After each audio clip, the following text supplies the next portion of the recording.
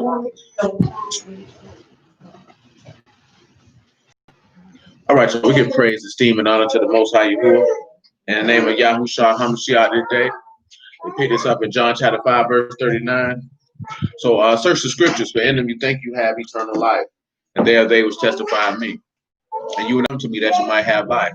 I receive not honor from men, but I know you, that you have not the love of Allah in you. I come in my Abba's name, and you receive me not. If another shall come in his own name, him you will receive. How can you believe which receive honor one from another and receive not the honor that comes from Allah only? Do not think that I will accuse you, Abba. There's one that accuse you, even Moses, in whom you trust. Had you believed Moses, you would have believed me, for he wrote of me. But if you believe not his writings, how shall you believe my words? Before we proceed, because I want to share this information with you, because we was going through this here. Of course, you know that the situation in Wisconsin, right? Y'all know about the situation in Wisconsin. What you know about the situation in Wisconsin? That's just a shame. You ain't been hearing about the upheaval in the earth. You ain't got to be on Facebook. You got Apple News, don't you? Barely. I feel you, because they don't send me no notifications neither. And that's crazy too. They send notifications when they feel like it. But of course, you know the dude got shot in Wisconsin, right? What was that date he got shot on?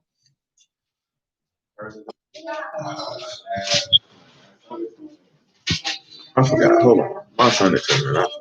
Because she had looked it up for me, because I had kept forgetting to go dig that information up instead of falling away from my mind.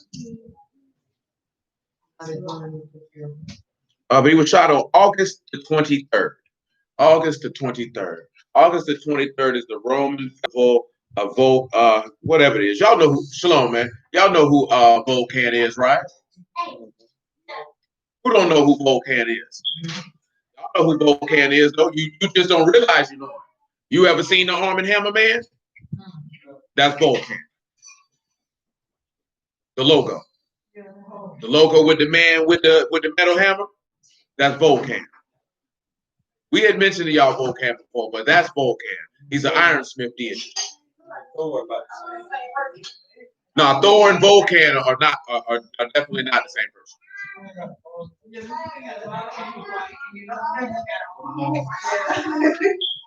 Yeah, it is a psyop to a certain extent, but we're gonna look at that, right? This is some of the story of Vulcan. It says in ancient Rome, Vulcan was known as the god of fire and volcanoes. Similar to the Greek Hephaestus, Vulcan was a god of the forge and renowned for his metal working skills. What is the instrument that Mr. Jacob Blake was accused of having in his hand before he got shot? A knife. And what are knives usually made by? They're usually made by metalsmiths and things of that nature. But look what else it says about this, about Mr. Vulcan. And I have some more information on this here, because I know I mentioned this y'all the other day, so go ahead and share it. And he said he was also somewhat deformed and is portrayed as being lame. Do y'all know what they said happened to Mr. Jacob Blake after he got shot? Paralyzed. He paralyzed, which means that what? He lame. You know what I'm saying? Now, did they play the story of Vulcan out on that day? Maybe they did. Maybe they didn't. Strong coincidence. But I have some more information for you in this regard. We have some more information.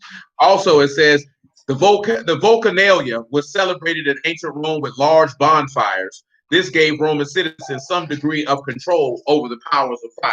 Do y'all recall what happened in Kenosha, Wisconsin after all this happened? What were they out there doing? Burning up, rioting, protesting. Then you got the situation where they're mad with the white boy and for shooting 3 people. But who did he shoot? 3 white people. Then they got the picture of the dude whose bicep was gone and he was out there crying. That junk was hilarious. And then you got the Shalom, man. Then you got the clip Tavon, son, where they talking about dude was shot in the head and it wasn't no blood. Now I ain't no gun expert, but I know if you get shot in the head, I would wager you would bleed. I've seen people who got grazed by a bullet in the head, they would bleed.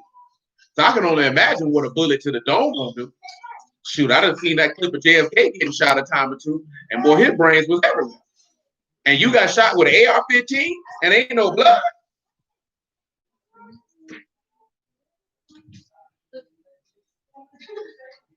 That's just me. Listen to this here, though. Vulcan is one of the oldest of the Roman gods, and its origins can be traced back to the Etruscan deity Theophans, who was associated with the beneficial fire. They declared that a day honoring Vulcan should be marked each year. The festival of Vulcanalia is celebrated around August 23rd. Titus Tatius also established a temple and shrine to Vulcan at the foot of the Capitoline Hill and is one of the oldest in Rome. That's why Capitol Hill is called Capitol Hill, because that's where they got it from. If you didn't know that, I had learned that in a not a great place. But yeah, Capitoline Hill. You heard of Capitol Hill? How many of y'all have been to Capitol Hill? I had the unfortunate circumstance to visit there as well. Oh, you ain't missed nothing. You ain't missed nothing. I ain't gonna lie to you. When they took me through there to that jungle, I don't want to come to this crap. Ooh, we're at the Congress. I'm not in. And I was into politics, and I'm like, I don't want to come here. Look at the Lincoln Monument. Look at a big white man sitting on the chair. I ain't impressed.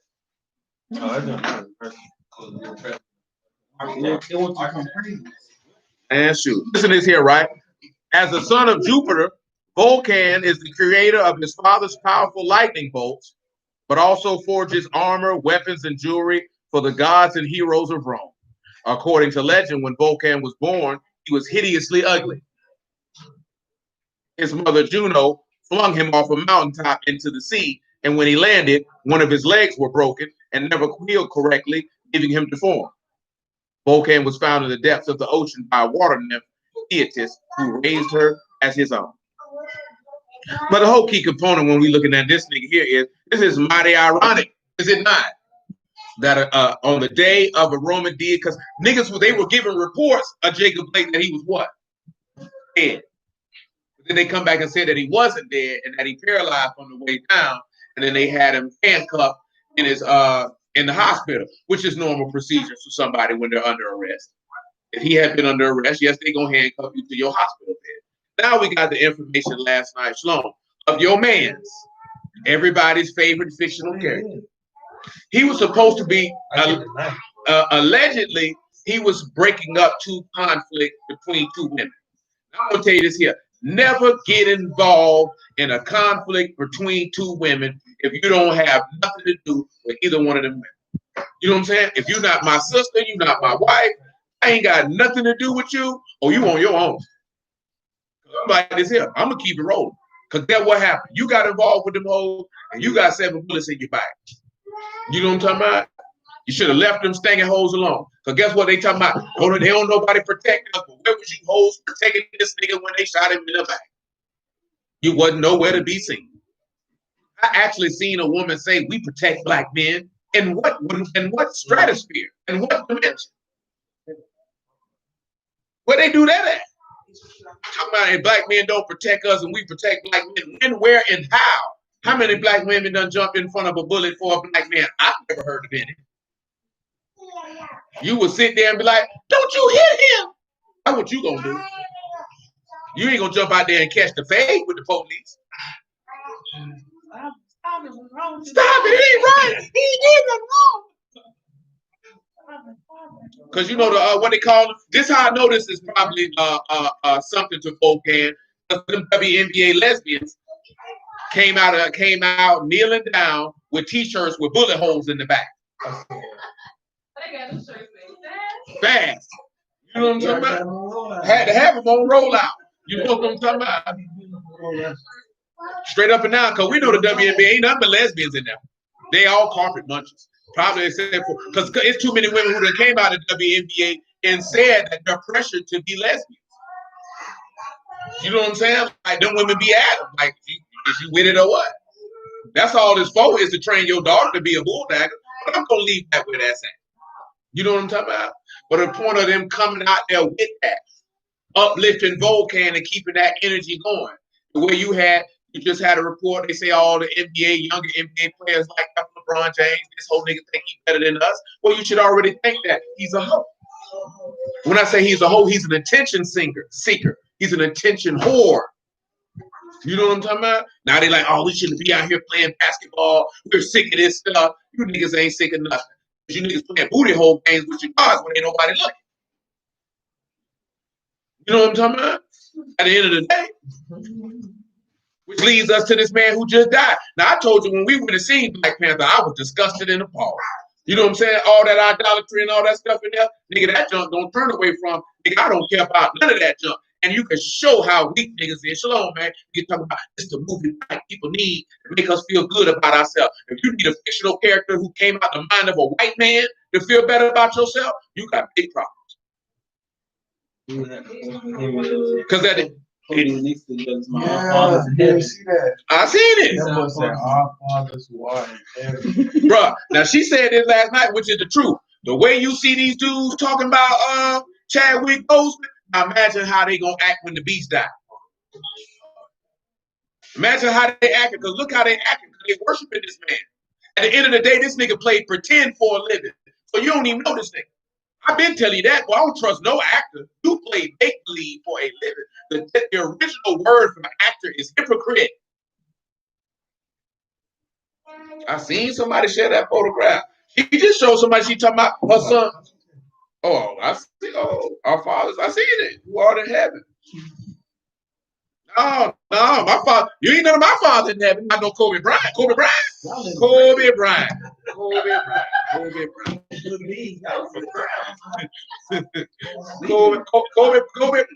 Kobe Bryant. And the native Kobe Bryant school for Kobe Bryant.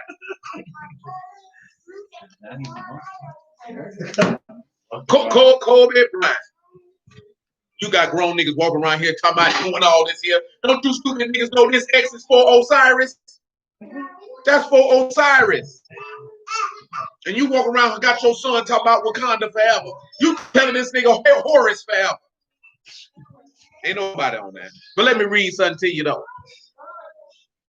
Now, August 28th is the Norse Harvest Festival. Now, I don't know if he died in the daytime or if he died in the nighttime. Because if he died in the nighttime, then it would more coincide with an African deity. He died at night? So, okay, boom. So we ain't worried about the Norse Harvest Festival. He died at nighttime, which would be August 29th. Nighttime is the festival for the return of Isis and Osiris in the Dog Star series. That's what that's for. Now, if you see Black Panther, you already know that they were deifying him like gods the whole movie. I just seen somebody I know post about he with the ancestors now. That nigga in the morgue. That's where he at. He ain't got nan thought, nan nothing. He dead. Now I want to read y'all a little about the bit about this before we proceed. I want to read y'all a little bit about the return of Isis. Then we're going to proceed. I got to share it with you. It wouldn't be right if I did not. Let's take a look at the Dog Star series and what that says, right? It says Sirius was an object of wonder and veneration to all ancient peoples throughout human history. In the ancient Vedas, this star was known as the chieftain star.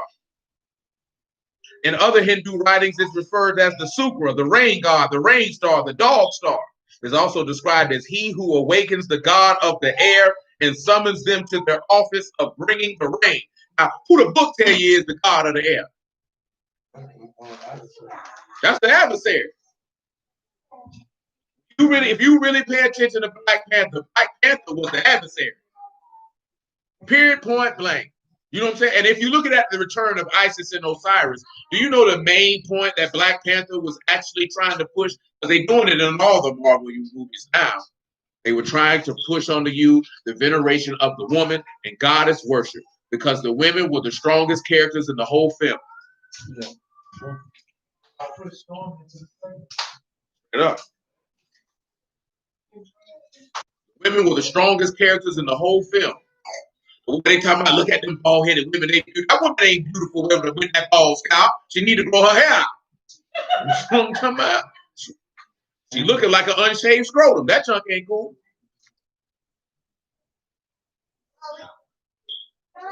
But when they tell you that beautiful, What the book tell you, if a woman be bald headed, what that is? That's shame. That ain't no beauty. Don't you tell that lie. Oh, you got a little life, man.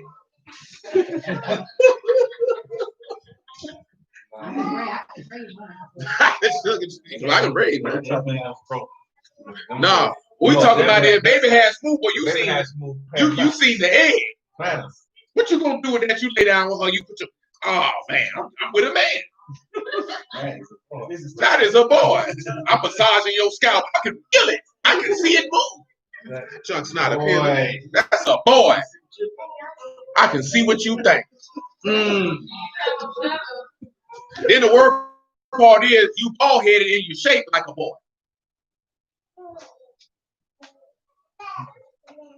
You know the women were shaped like boys. I'm like, that's beautiful. That ain't beautiful. Tell that lie. Same thing Tiffany had to did that Vlad interview day. Boy, grow your hair back, baby. Baby got a battle tank. She do look like Aaron Snow. A Beetleborg. That's sad. That's sad. I'm gonna move on. I'm not gonna be picking on people.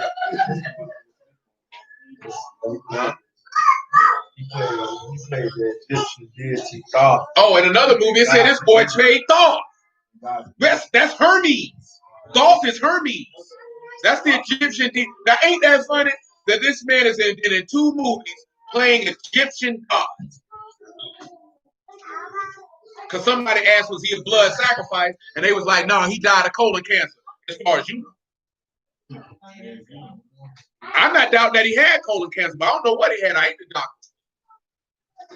I don't know what he had. Just because the TV tell it to me don't mean I believe it. TV gonna tell me that God got killed and raised from the dead before my face, but I know he did that 2,000 years ago.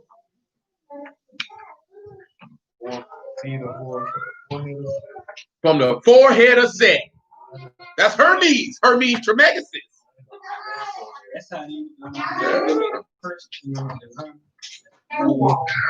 Yeah, they don't like to say. They say Hermes.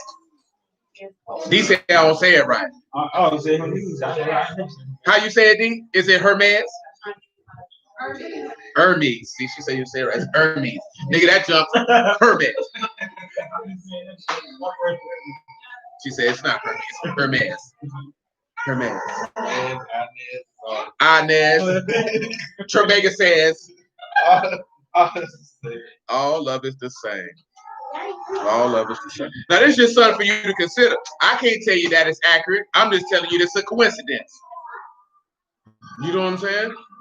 It's a coincidence that these people pass on days for the veneration of their deities, and their passing aligns with the veneration of the deity.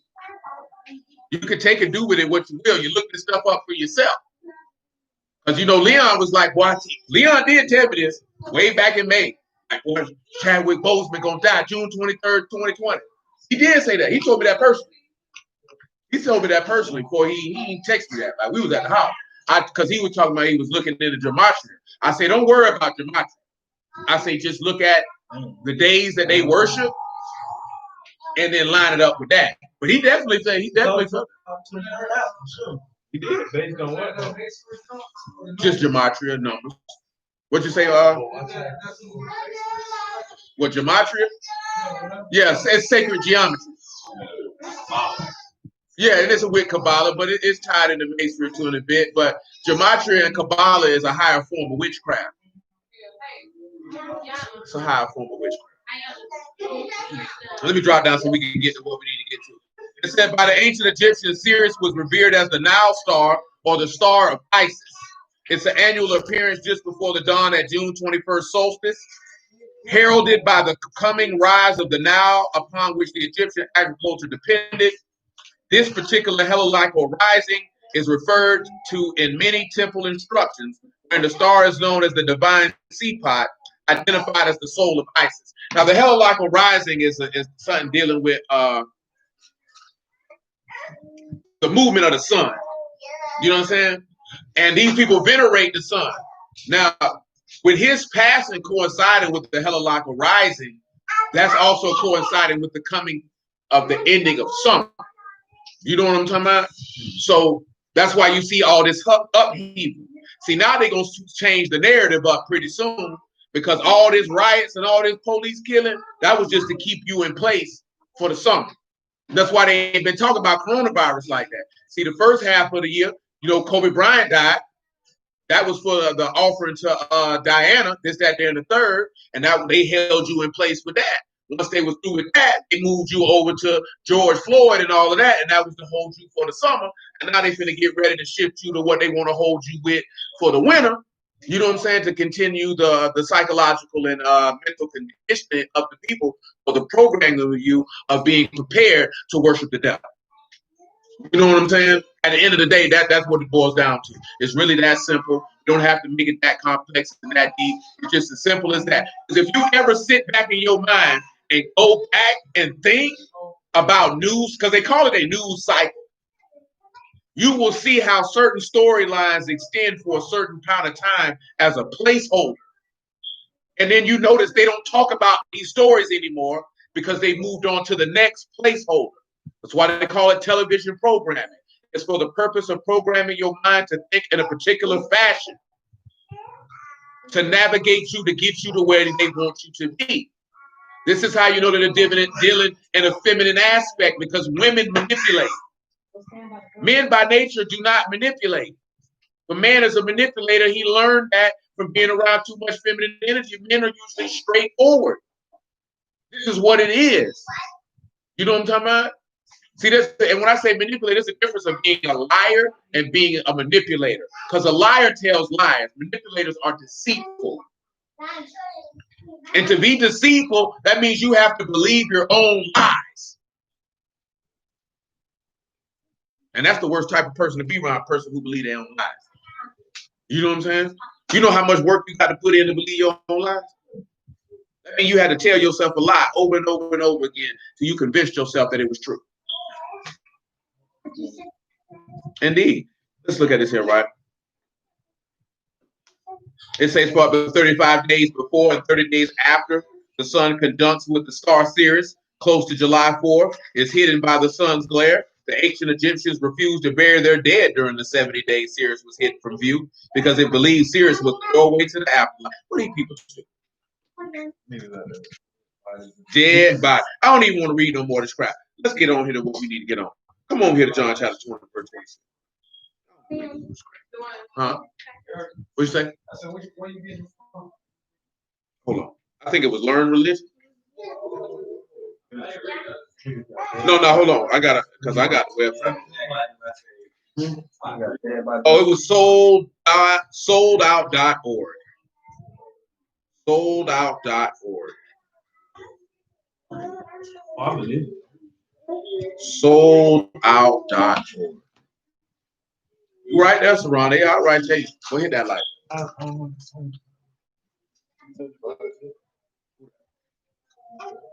Yeah. I had. He said he good. Shoot, Brittany, we'll just ask about Sharon how he was doing.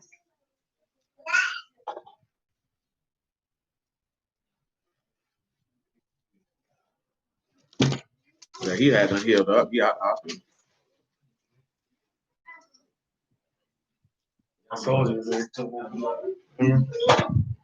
He learned a valuable lesson. You know what that valuable lesson is? Don't fool with low-level niggas. It's unfortunate he had to learn it in that fashion. But sometimes you have to learn to not messing with low-level people in a very, very traumatic or damaging way. Hopefully you can learn that lesson without it directly affecting you. Yeah, I let you don't mess with low-level people. You know what I'm saying? Low-level people ain't gonna do nothing but destroy your life. John chapter 20, verse 26. After 8 days, again his disciples were within and Thomas with them, and then came Yahushua, the doors being shut, stood in the midst and said, Shalom be unto you. Then said he to Thomas, reach here your finger and behold my hands. Reach hither your hand and thrust it into my side, and be not faithless but believing. Thomas answered and said unto him, my Lord and my Elohim. Yahushua said unto him, Thomas, because you have seen me, you have believed. Baruch are they that have not seen, that have believed. So this is what I'm going to do. Let me think, right? We already been in Genesis. We've been in Exodus with it. We've been in Deuteronomy with it. We been in First Samuel with it. Well, I'm not gonna count that one. We've been in Lamentations with it, so this is what I'm gonna do. Let me see.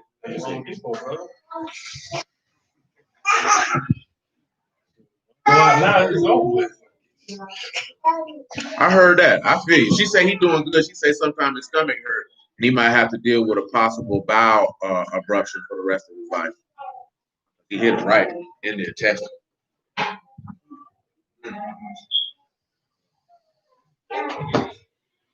So this is what I'm gonna do. All right, Monica, you can pick any. You know the 39 books in the Old Testament. Well, you can pick one, and whatever one you pick, we're gonna find an example of the resurrection of the Lord. Make it light on yourself. You pick it, but don't pick Genesis, Exodus, Deuteronomy, Lamentations, and Jeremiah, because we've already been in those.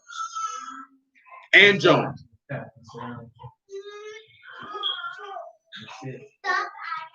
Go over there, cheese. What you cheesing for?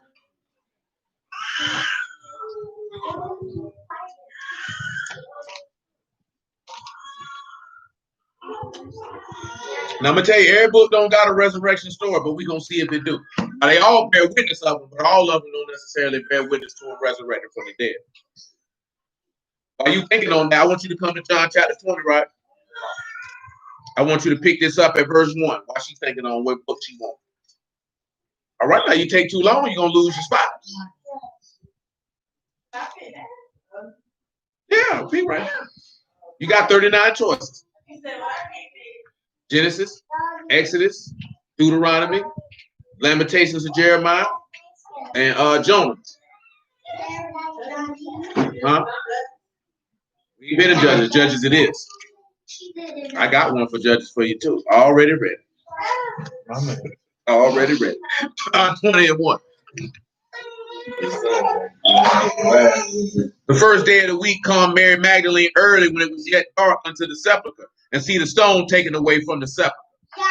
Then she run and come to Simon Peter and the other disciple whom Yahushua loved, and say unto him, they've taken away the Lord out of the sepulchre, and we know not where they have laid him.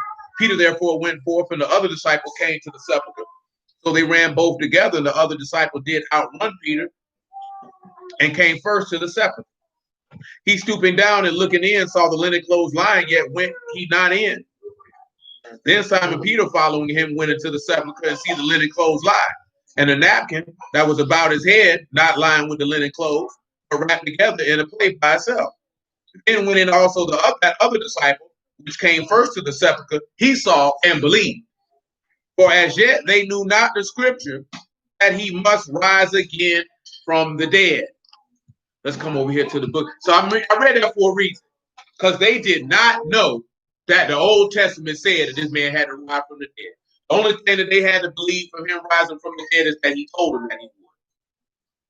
But they didn't know the script bear witness to it. Come over here to Judges chapter 8, I believe.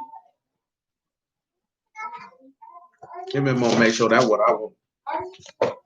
There's a lot of stuff. It might be Judges 9. Yeah, she picked the book of Judges. Reverend Brown.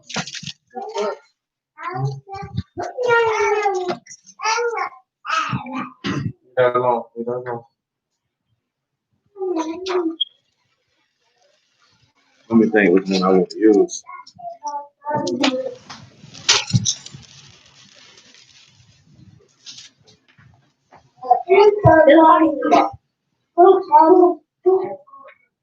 We just did Judges 9 and that. So I'm gonna use a little bit. I'm gonna use a couple places out of Judges. I don't want to use the Judges 9 off the top, but I'm gonna have to. Judges 9 and 7.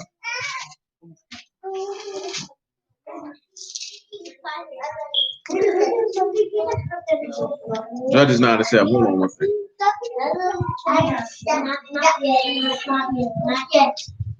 Hey.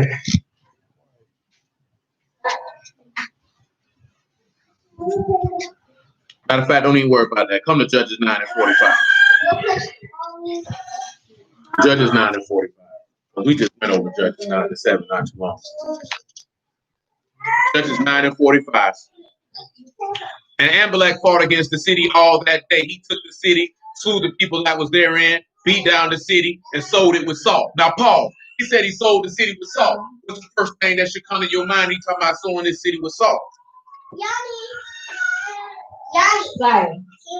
Anybody? It said he sold it with salt. He said he slew the people that was therein, beat down that city, and sold it with salt.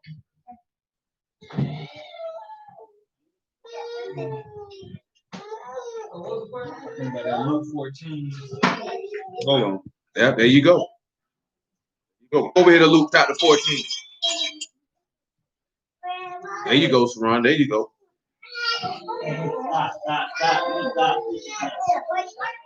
Now I'm gonna get you the words here for soul with salt. Of course, you got soul for is a rock, which is what? The scattered seed. You got salt, which is going to actually define to salt, which is malak, something that is dissolved or powder or things of this nature. But Luke 14, if you would.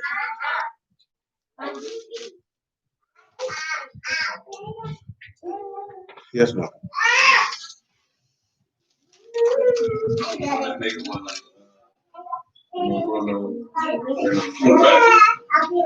To understand, come to Luke 14 and 28.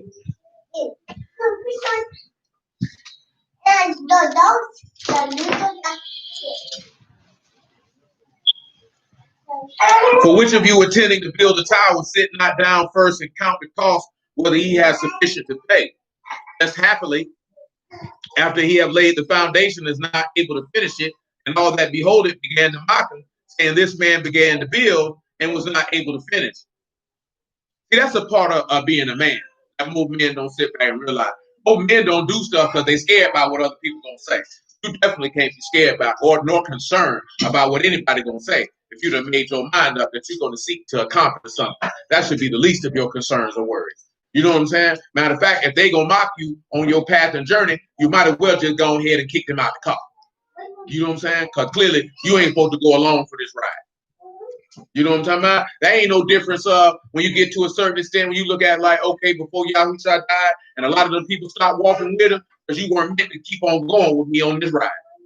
You was only supposed to go on the ride for a little bit. Now you got to get out the car. You know why you got to get out the car? Because you're dead weight. You're dead weight. And what did the writer of the Epistle of Hebrew told you? To lay aside the weight and the sin that easily beset you, that you may run the race with patience. Because sometimes weight can be people. Sometimes you got to set that weight to the side. You weighing me down. So you got to go. You know what I'm talking about? And you have to look at that as a man, because men have to elevate. A man is always going to be on a constant state of elevation until the day that he dies. There's no period where he stopped elevating. Because a lot of people look at somebody that's successful, they be like, why they keep grinding, why they keep going? That's the nature of a man. A man don't kick his feet up and be like, I've made it, I ain't got to do nothing now. That's why you see dudes who be 60, 70, 80 years old. You wonder why they still doing something. It's in their nature to do it. Warren Buffett ain't just going to sit to the house. There's some people greedy. Some people ain't even about the money. It's about every day is a constant state of, I can be a better man than what I was yesterday. Women are not like that, and they're not supposed to be. You know what I'm saying? They get like that because that man is elevating himself, so therefore he elevates her. Therefore, because he elevates her, she admires and respects him more. And then if she got any type of woman, then she's going to serve him accordingly. You know what I'm talking about? That ain't no different dealing with this word. Does this word tell you, oh, you reach a certain level and it's over with? And I hate to say level because niggas done took that phrase and just ran it into the ground talking about it's levels, but there's no levels to nothing. You know what I'm saying? It's just you evolving and continually growing and improving every single day of your physical existence. Let's continue. He said, what king going to make war against another king, sit not down first and consult whether he able with 10,000 to meet him that come against him, or with 20,000? Or else, while the other is yet a great way off, he send an ambassage and desire conditions of peace. So likewise, whosoever he be of you that forsake not all that he have, cannot be my disciple. So what is his point? A lot of people pick up this word and they ain't counted the cost that they got what it take to pay, because you're going to have to walk away from everything. And how do we know that? Because the Lord himself did it. So he ain't asking you to do nothing that he has not done himself. He walked away from his station in heaven at the right hand of the Father. All he did was go down here to pick up something that was already his. We done went through that. He didn't gain anything from doing anything that he did. He didn't gain anything because he already had that. That just shows you the nature of what it is for a woman to be with a man, because that woman is gaining from the benefits of that man. That man didn't gain anything from that woman for anything that he had done, because she was already supposed to reverence, honor, and respect him before he did it. Period. So he didn't gain anything. See, but we don't look at it in that fashion because we entitled. We feel like that man's supposed to give us that, and he gaining something. What is Yahuwah gaining from you serving him? You let me know. Give me one reason. You ain't got to come with three. As a matter of fact, it's a whole bunch of people in here. So all y'all put together, all you got to do is come up with one. What benefit does Yahuwah get from you? Not now. Not now. You know what I'm saying? So our mind frame be messed up. Look what we tell you after that. The salt is good, but if the salt has lost its savor, wherewith shall it be seasoned? It is neither fit for the land, nor yet for the dunghill. But men cast it out. He that have ears to hear, let him hear. Now we come into Amalek, coming back to Judges. It said he took that salt and he scattered it. Yeah, Abimelech. However that nigga's name is. I don't fool with that nigga.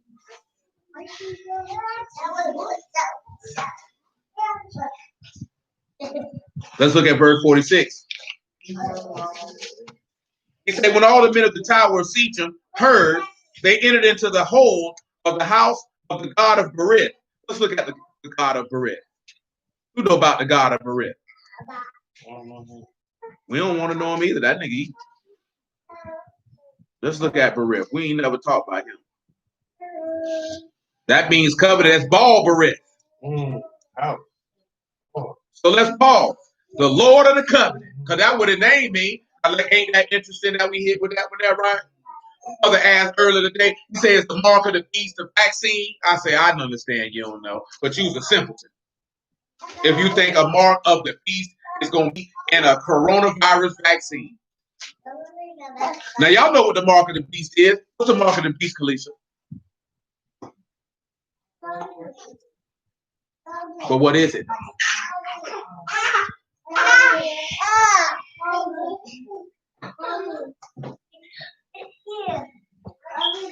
I'm going to ask your husband. What's the mark of the beast there?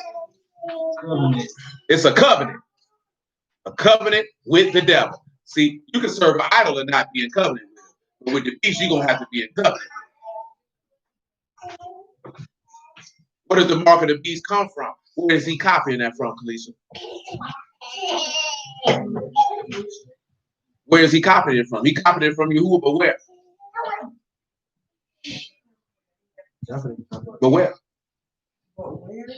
It's a place specifically where he mentioned this at. We just went over not too long ago. That's why I'm asking that. I'm trying to see how specific you're going to be able to get it. Well, yeah, that's specific, not specific enough. Where is Satan copying the mark of the beast from? Where is he copying? Oh, she said the desert. It is in Exodus, but we got to be more specific.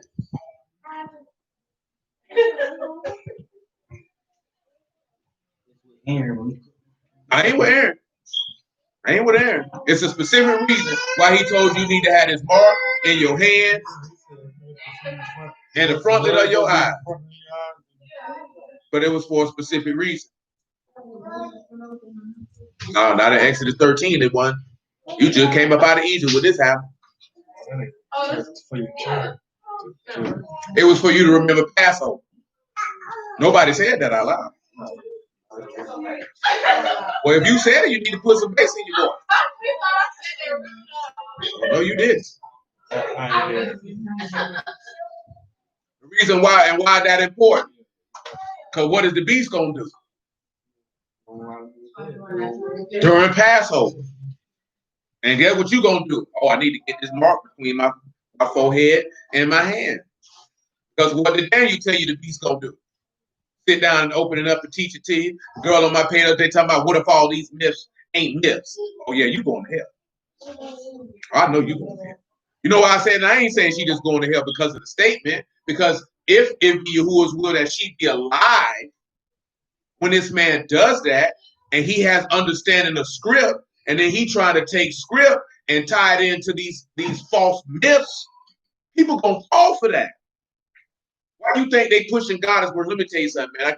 And as harsh as it may sound, now some people deal with the apocrypha, some people don't. But the apocrypha tell you there's no wickedness on the face of the earth like the wickedness of a woman. It's like when you hear witchcraft, what's the first thing come to your mind? A woman. You know what I'm saying? That's the first thing come. That's women and all. You know what I'm saying? So how else are you going to be able to deceive the whole world unless you teach and make women feel like that they are equal and have a part with the God that you teach it? Because if you teaching the script, that woman going to feel like she excluded. She being oppressed. She being restricted.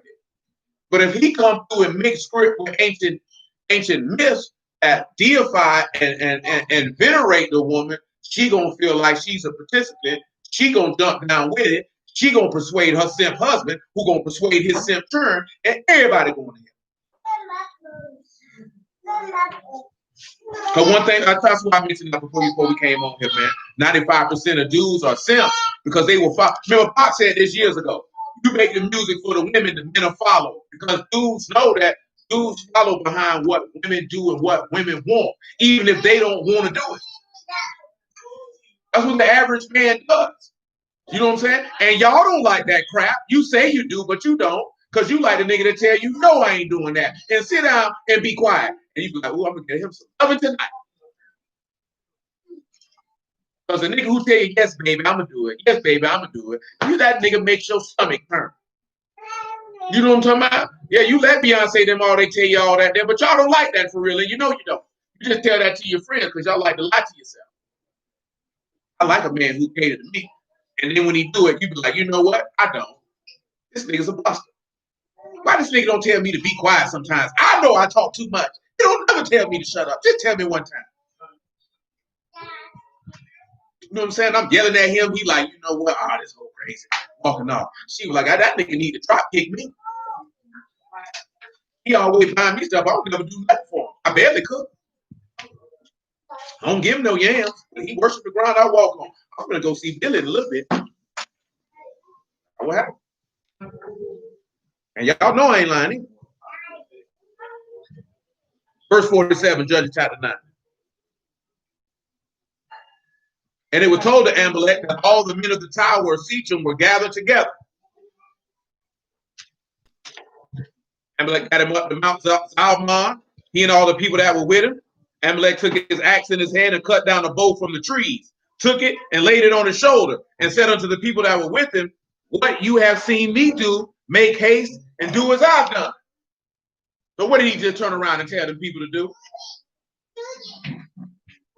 Take up his stake and follow. Let's look at another man in the book of Judges who did the same. Come on over here to chapter 14.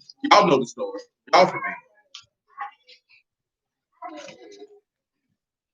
me. Samson got too. You know what got Samson got? Because he did the one thing that people tell men to do that you should rarely ever do. And that's tell a woman everything in your heart and in your mind. Some stuff you need to keep to yourself. I don't care how many times she asks. She don't need to know every single solitary thing. And you know what they'll hit you with? I open up to you. That's your business. That ain't got nothing to do with me. That ain't got nothing to do with me. Because guess what she did? The thing that most men know, if you open up to a woman too tough, she going to use it against you. Because what she did, she paid some niggas to cut his hair off. Now, of course, now, that was all of Yahuwah now, at the same token. Let's just let that be known. But y'all know full well y'all don't want no man to be telling you every thought and every feeling and every emotion in his brain. It sounds good when you say it till he do it. Yeah, y'all just be talking. But see, that's because ain't nobody told us no better. So dudes be thinking out what you supposed to do. You're lying to me.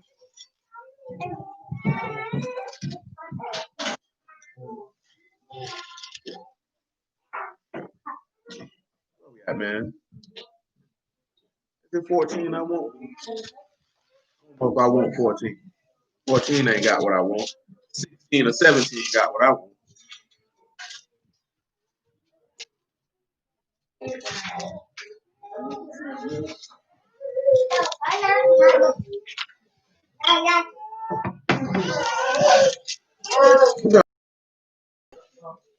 That's you, little bug. What they doing to you down there, little Bob? What you down there doing? You down there telling stories? What you down there doing, Bird? I'm not doing nothing. Oh, 16 and 1, my bad. Judge is 16. Hey, get out there. I appreciate you wanting to use a crock pot. Your mother will show you in due time. Slow cook. Then went Samson to Gaza, and he saw their harlot and went in unto her. We were just talking about a harlot last night. So guess what? Yahushua went and seen a harlot. He went down there to her. And it was told to Gaza, saying, Samson has come hither. They compassed him in and laid wait for him all night at the gate of the city and were quiet all night, saying in the morning, when it is day, we shall kill him. See, that's what happened when you mess with a whore. Now you end up dead. And we just went over all that in Proverbs 7 last night. And Samson lay till midnight and arose at midnight and took the doors of the gate of the city, the 2 posts, and went away with them, bar and all, and put them upon his shoulders and carried them up to the top of a hill that is before Hebron. Now he done took these up and carried them. But now we're going to go over here to end of Judges 16. We'll come back to Judges 9 because I want you to tell me what this means down here in Judges chapter 16. Before we do that, come over here to Judges 16 and 13. Oh, no. Oh, no. It's not detrimental for the health of the bones. They go to say, man, Judges 16 and 13. Delilah said unto Samson, hitherto you have mocked me and told me lies. Tell me wherewith you might be bound. And he said, if you weave the 7 locks of my head with the web. She fastened it with the pin, and she said unto him, the Philistines be upon you, Samson. And he awaked out of his sleep and went away with the pin of the beam with the web. Again, this is a Yahuwah. But after she did that, you supposed to put her out the house. What do you hope, man? And she said unto him, how can you say I love you? You see the manipulation? That's why he said a woman's heart is like snares and nets and her hands are like bands. Because that's what she's trying to play on him with. You said you love me when your heart is not with me. You have mocked me these 3 times and have not told me wherein your great strength lie. And it came to pass when she pressed him daily with her words and urged him, so that his soul was vexed unto death. You see how the book tell you stop nagging that man and vex his soul to death. Stop doing it. Pressing him, look at you how you looking, because you know you be nagging. That's why you looking like that. No more. And how would you classify that is? The last 10 minutes? No. That's good. She talking about no more. A good weed. Thank the Lord for the good weed. Yeah. I had the name.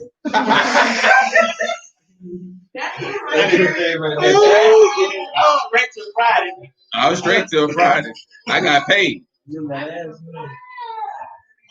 Let me give you all this word with press. It's soup. It means to constrain, to oppress. So she oppressed him with her words. Then he told her all is in his heart and said unto her, I have not come a razor upon my head, for I've been a Nazarite unto Elohim from my mother's womb. And if I be shaven, then my strength will go from me, and I shall become weak and be like any other man. See, that's another example of Proverbs 31 and 3. Give not your strength unto a woman. But he should have kept that to himself. You know what I'm saying? He should have kept that to himself. And when Delilah saw that, of course, now this is of Yahuwah. So we have to keep that in mind. This Yahuwah's will that this happens, because he's using this as a means to destroy the Philistines. But we're just looking at it as a man. That's a living example of, well, if a woman pressing you for some information and you don't give it to her, and she hits you with, but I thought you loved me, just go ahead and call a cab for her. Uber, Lyft, you know what I'm saying? Her mama, all that, and put it in the car, because she don't mean you no good. She don't mean you no good. That's manipulation at its finest. She don't mean you no good. Dude, if anybody hits you with it, if your man hits you with that, just go ahead and leave the house and I'm gonna talk to you later and don't come back no more. But she don't mean you no good. Anybody hit you with, I thought you loved me because you ain't give them some information. Well, they don't care for you. They want whatever information that they're trying to get up out of you to use against you to destroy you. What are you not doing? That he told her all this heart and said unto her, I already read that already. When Delilah saw that he had told her all this heart, she sent and called for the lords of the Philistines, saying, come up this once, for he has showed me all his heart. And the lords of the Philistines came up unto her and brought money, sold him out for some money too. That ain't no different than what Keisha be doing. We already talked about that. You worried about Karen, you need to be worried about Keisha. Keisha called the police on you way more than Karen do. Way more. You know what I'm talking about? See, Karen don't care nothing about you. He should know that's going to be deleterious to your life. And she calling them anyway. And she ain't calling them because you went oops upside her head. She calling them because she mad. Because she just want to do injury to you. I don't always felt like they said, well, a woman called the police on you, boy, and you ain't did nothing to her, and you know you ain't did nothing to her, don't fool with her no more. That ain't no different than a woman if a man put his hands on you. You might well just go ahead and leave him alone. That nigga go ahead and hit you with the pop pop. You know what I'm talking about? He square. If he square up and hit you with a good 2 piece to the chin, don't come back in. No. Don't come back over there. Don't come back over there. He square up and hit you with a 2 feet to the chin. Now he said that I'm talking about a good jab too. A good jab and come with the overhand. It's time to go. But she called the police on you and you ain't did nothing. Don't you go back around there messing with that woman. That vagina ain't that good. I already told you they ain't rare. There's billions of vaginas walking around here. It's some more experienced than others. Brother was talking about that the other day. Dudes be worrying about how many women a woman done been with. It really don't matter because she ain't gonna never tell you the truth no way. You know what I'm talking about? We was told that as a jet. Whatever number she give you, you go ahead and multiply it by 2 or 3. That what dudes they tell you so your feelings don't be hurt. So, you know, dude here, what she say she been with 3 niggas, she really been with that. You know what I'm talking about? Shoot, sometimes you got to. It all depends. You know what I'm saying? No, now the brother point in the video was this, that unless you're not going to be with any women at all, what's the point of being overly concerned with how many women she done had sex with? I mean, men she done had sex with. Some done had women too. Some done had both. But why be worried about it? You know what I'm saying? Because she ain't going to tell you the truth. And then truth be told, most dudes don't want no, unless she's a virgin, man, wow, her head made out of steel. Because ain't nothing you can do about that. Ain't even nothing to be worried about. You know what I'm saying? She tell you she been with 45 dudes, what you gonna do? You either gonna be with her or you ain't. These dudes know a woman done slept with 100 dudes and still put their mouth on a vagina, so that tongue don't be mad. Don't even care. You know I don't care. These niggas talking about blowing booty and all this other type of stuff, so clearly you don't care. How you complain about how many women, men or women I've been with and you still laying with them? So clearly it don't matter to you. See, you know, I don't know your point. It only matters to a man when he like, I want to make you my wife. That's when it matters. You know what I'm saying? Because don't nobody want to be walking in the mall and people be snickering at you, laughing. You know what I'm saying? Getting on your post like, well, you know what we used to do in high school? That's what dudes be wanting to avoid. Because that's embarrassing. It's embarrassing. You know what I'm saying? Now you like this here. Sure. I had a told little muffin. It's embarrassing. Quite silence. Yeah, the women don't realize that because y'all ain't gonna be upset if that man been with 100 men and they talking about, girl, I had him before. I know, right? You like this here, he's all right. Y'all say that now, but like this here, it's my penis now. That's how y'all feel. That's my man now. I'm getting it now. Don't be around here like this because that's how y'all is. Y'all jealous like that. Well, a man gonna be shamed. She been with 100 dudes. She can be like, man, I might start smoking rocks. I might as well. That's what I've been doing. I've been messing around with my life. I'm messing around with my life. You know what I'm saying? Come on at the end of Judges. Yes, man. Judges 16 and 28. That's for real, though. So listen. Don't hush your mouth. Don't hush your mouth. Don't hush your mouth.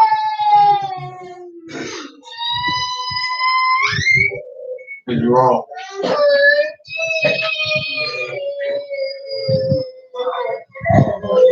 Boy, cut the crap. That ain't even how I'm telling you. I've known you your whole life. I ain't never heard you cry like that. You know what I'm talking about? That's the shame. That's the shame cry. But that's your regular face, though. Well, he be going, us looking sad. He be making the Popeye face. Ain't nobody got no spinach for you, boy. 16-28. And Samson called unto Yahuwah and said, "Oh, Yahuwah, my Elohim, remember me, I pray you, strengthen me, I pray you, only this once, O Elohim, that I may be once avenged for the Philistines, for my 2 eyes." Samson took hold of the 2 middle pillars upon which the house stood. Now pause. What's the 2 middle pillars? And Yokin, right? You remember what they mean? Because I sure don't at this present time. I ain't gonna lie to you. I know the names. I have to get that. Hold on, I got it.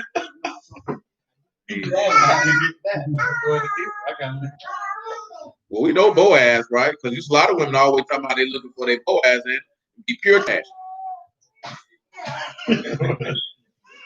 You know what's funny though? You know how Ruth found Boaz? You know what she was doing? She was working, showing herself how valuable she was. That's what she was doing. All the women now want to do is bat their eyes. Boaz, remember, that's fleetness. That's a little speed. Took down a little speed.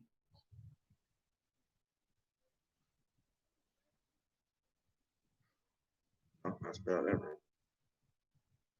I don't feel like I threw Kings looking for it. That's what I'm gonna have to do though.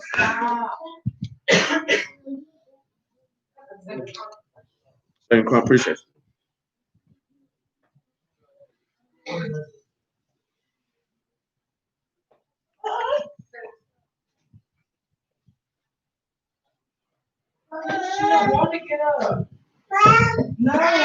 And of course, you got your kin, and that he will establish fleetness. So this is what Samson takes down, right? He takes down these 2 doggone pillars. We back over here with Samson, right? And it says Samson took hold of the two middle pillars upon which the house stood, in which it was borne up, the one on his right hand, the other on the left. So what are you looking at? Fleetness he will establish.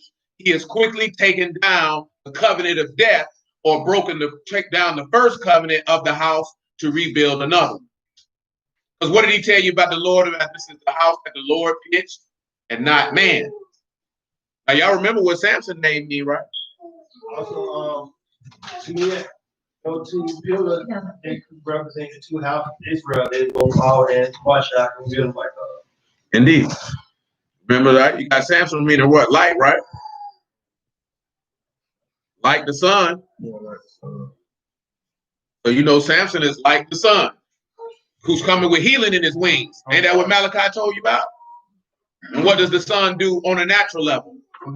Give light, which gives light. Because if it wasn't no sun out here, everybody be dead. But just like we know, it ain't no sun out here, everybody be dead. You know we ain't talking about that sun in the sky. Samson said, "Let me die with the Philistines," and he bowed himself with all his might. And the house fell upon the lords and upon all the people that were therein. So the dead which he slew at his death were more than they which he slew in his life. What do you think that means?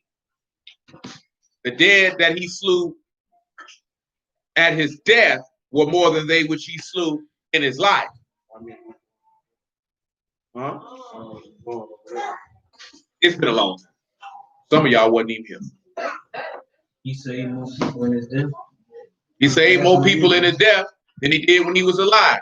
And let's look and see why. First and foremost, we'll look at Romans chapter 6.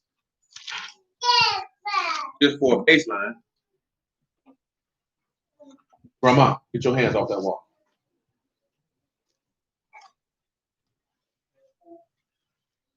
Still got to revisit Ecclesiastes chapter 7 for a little bit more in-depth analysis. Romans chapter 6, though. We can pick it up at verse 1, just on general principles. Hit it quick, keep it moving.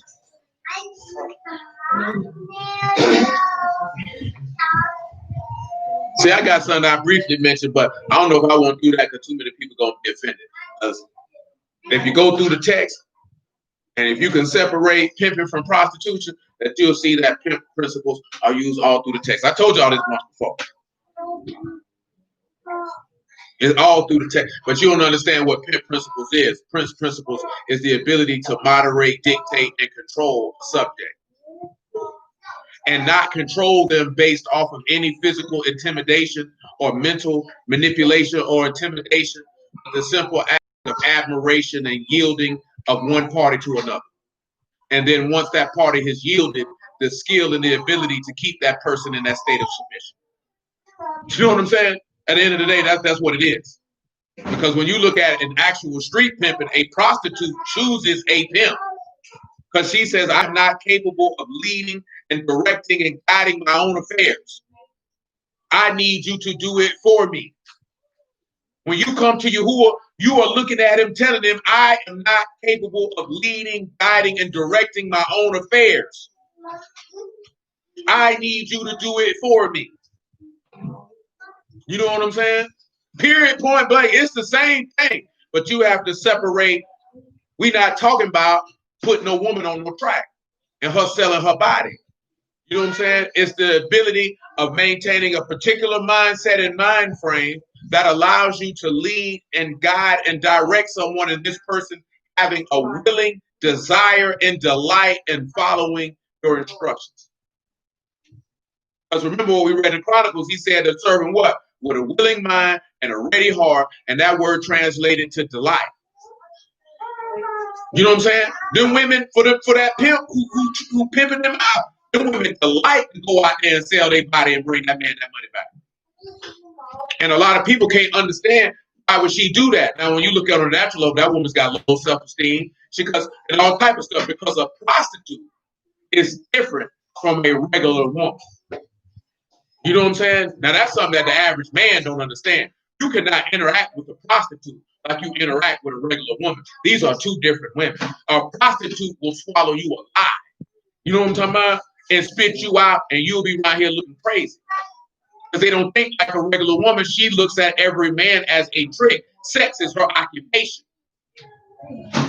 Average woman looks at sex as an intimate act, something that she does with a person that she has emotions and caring and feelings for. You know what I'm saying? That's why you always see and wonder why dudes get tricked out their money by strippers and hoes and this, that, and the third, because she's a sex worker. And you try to come to the sex worker like she was the girl that worked at the grocery store. And you got played. You know what I'm saying? The pimp already know that she's a sex worker.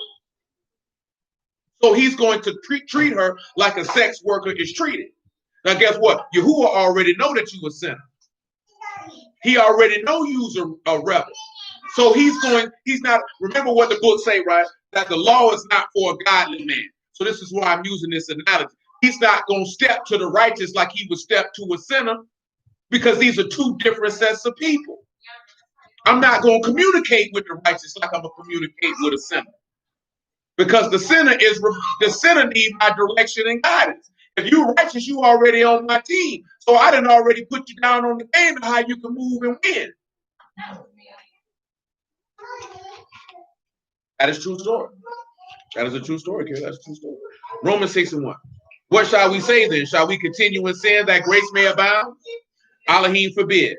How shall we that are dead to sin live any longer therein? Now, Paul, now you see that there how Samson died? How can he live any longer therein than the captivity of the Philistines? Because that's what we was at the time, right? What was going on in the totality of the book of Judges? What was the common theme in the book of Judges? Going back to sin and getting delivered. Because the book of Judges is all about deliverers that were raised up because the people kept falling in idolatry. Samson is just a story of a long list of men, from Ehud to Gideon, on down the line. Well, that's how you feel? That's grown man. Boy, your side shouldn't be moving like that. Well, you need to check your drawers, boy. Hey. What's that? Size?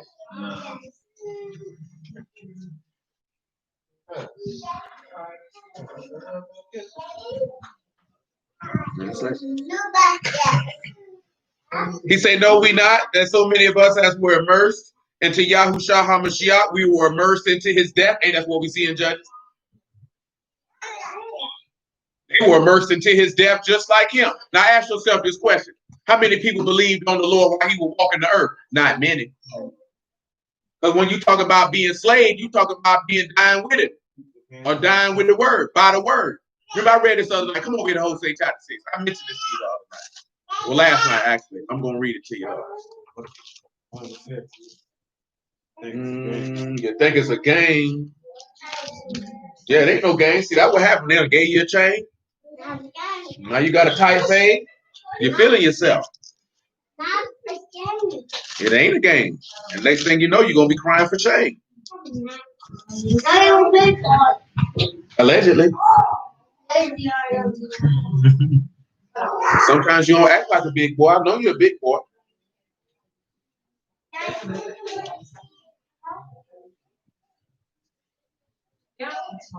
Hosea 6 and 4. O Ephraim, what shall I do unto you? O Yehuda, what shall I do unto you? For your goodness is as a morning cloud, and as the early dew it go away. Therefore I have hewed them by the prophets, I have slain them by the words of my mouth, and your judgments are the light that go forth. See, you don't have to be slain by that word. Remember what did we just read last night, right? He kill and he do what? He bring down to the grave, he raise up out the grave. So you're going to, because at the end of the day, what was Yahushua slaved by? The word. It was already, remember what he said? And it behooved Mashiach to suffer and to rise from the dead the third day. Mashiach wasn't slaved by men, he was slaved by the word. The Lamb was slain from the foundation of the world. He was slain by the word. You got to be slain by the same word. See, this is what I'm talking about in regards to that analogy of you cannot step to a sinner the same way you step to a righteous man. No reason you can't step to a sex worker the same way you would step to a virtuous woman. These two different sets of people that take a different set of doing. You understand? That's what you have to do. That's when you're dealing with principles. Because at the end of the day, you're trying to persuade someone to do something contrary to what they've been doing. And to keep that person under your control in the midst of doing it. Now, when you look at taking somebody under control, see somebody here pimping, they think about gorilla pimping. But see, even to a certain extent, Yahuwah gorilla pimp. Oh, Yahuwah gorilla pimp now. What you laughing at, Nisha? You don't know nothing about no gorilla pimp? I don't know. You don't know nothing about gorilla pimping? Oh, you don't know? Oh, y'all don't know who don't know what gorilla pimping is? What gorilla pimping is then? It's harsh pimping. That means when you out of pocket, it's some consequences. But it is what you mean. We talking about who? You get out of pocket with you, or what he say he gonna do? Chastise. What did he do to Manasseh? That's gorilla pimping. He did it to Mashiach. That's strike. He said he'll be hit with the stripes of men. That's gorilla pimping. That's gorilla pimping. He said everybody got to go through the chastisement. If you're not a partaker, you a bastard and a son. You can't be part of my stable and not go through this gorilla pimping. But you talking about you ratchet. That's both y'all want to be gangsters and squares. How that work? You can't be, I told you this last night, you can't be square and a gangster.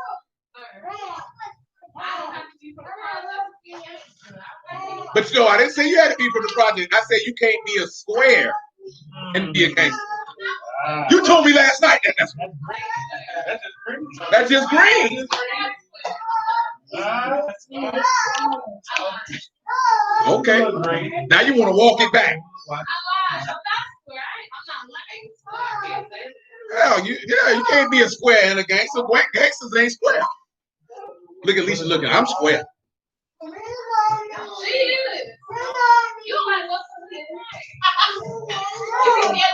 Oh, you scared to go to the hood at night? Lord have mercy. You're scared of your own people. Judges chapter 9. Nigga ain't going nowhere but to pass it.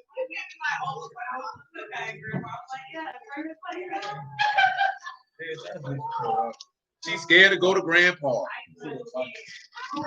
You scared? How about you hear that? I ain't here play. I ain't going to niggas over there. Who ain't going to the hood? But you being Paxton though.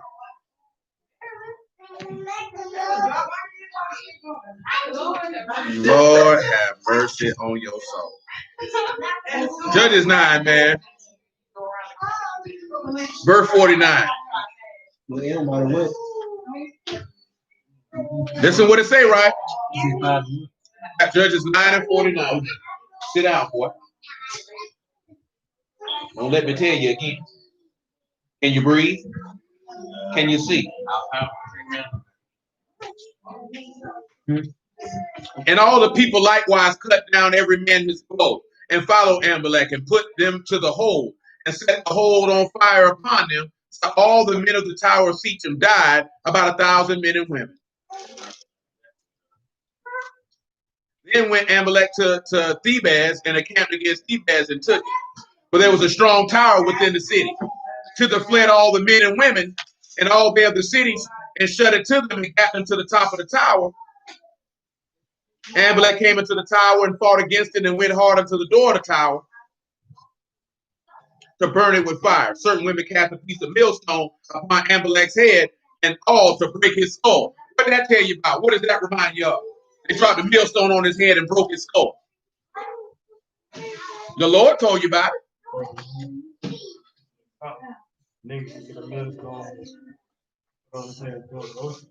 He said anyone who offend these little ones, it was better that a millstone was tied to your neck and you was cast into the sea. Because what was Amalek going right? He was offending the men of Shechem or the servants of Yahuwah. You can see it's a double-told thing in the story. Because like I told you before, somebody can be the antagonist in the story and still be a mention of Mashiach, and they can be the protagonist in the story and be a mention of Mashiach. They can just be a big player in the story, and it's him. Verse 54. Then he called hastily unto the young man his armor bearer, and said unto him, draw your sword and slay me, that men say not of me, a woman slew me. And his young men thrust him through, and he died. Now pause. Now what's that for you? He said, take this sword and kill me, so a woman won't say she did it. Now what that is? Now see how you got to put your thinking cap on for that. That's them delivering the Romans. That's him giving them up to the Romans. You won't say that woman did it. Yeah, he still won't say that woman did it, because at the end of the day, that woman didn't do it. Because that woman did drop that millstone on his neck. What did Pilate say to him? He said you the one brought him to it. And it also is, I lay my life down on my own. No man take it from me. I give it up myself. And the men of Yasharal saw that Amalek was dead, and they departed every man into his place. And when they saw Yahushua was dead, what did they go do? Everybody went home. Then thus Elohim rendered the wickedness of Amalek which he did unto his father, and slaying his 70 brethren, and all the evil of the men of Shechem did Elohim render upon their heads, and upon them came the curse of Jotham, the son of Jerubbaal. Now I said, right? Every story ain't gonna have a resurrection, but it'll tell of his suffering. And you just seen that in both of them. Even though when we look at what with Samson, you got resurrection in that. Now come on, Deidre, give me a book for me, please. Give me a book, please, huh? And what? Come again. Nehemiah, come on around here then. There's something about Nehemiah. Nehemiah. Many saviors. See, Nehemiah different because they ain't got no resurrection in Nehemiah. But I got something for you for it, though. Come over here, Nehemiah chapter 6. You can pick it up in verse 1. Matter of fact, I take that back. Oh, no. I'm thinking about that's in the book of Ezra.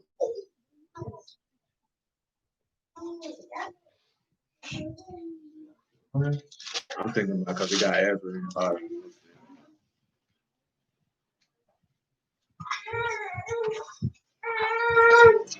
I take that back. Nehemiah chapter 10. Come over here to Nehemiah chapter 10. Nehemiah chapter 10, pick it up at verse 32. That's what I'm going to do. I'm going to do Nehemiah 10 and 32. That's what I'm going to do. Nehemiah 10 and 32.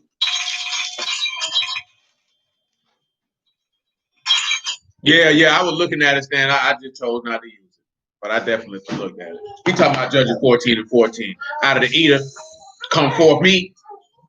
That's Passover all the way around the bowl. He definitely. What's up, boy? What's up, boy? Looking like your mom. Little Joe, what's up, boy? You can't walk through the chorus, little Joe. You got to step over.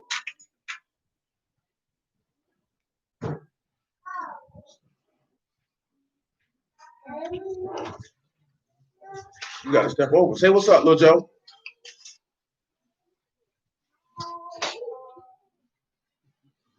Joe don't want to talk. Nehemiah 10 and 32.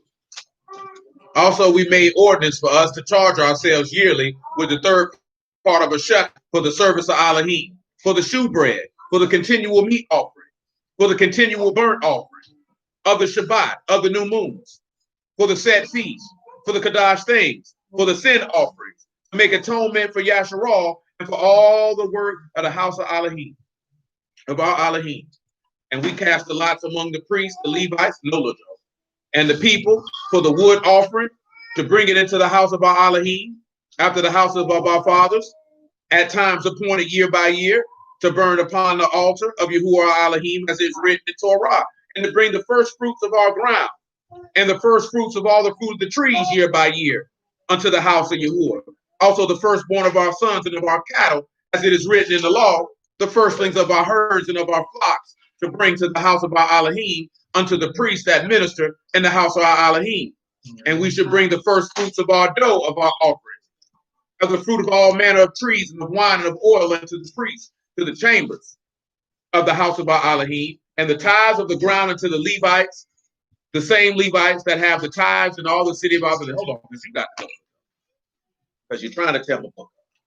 You're trying to tell my book up.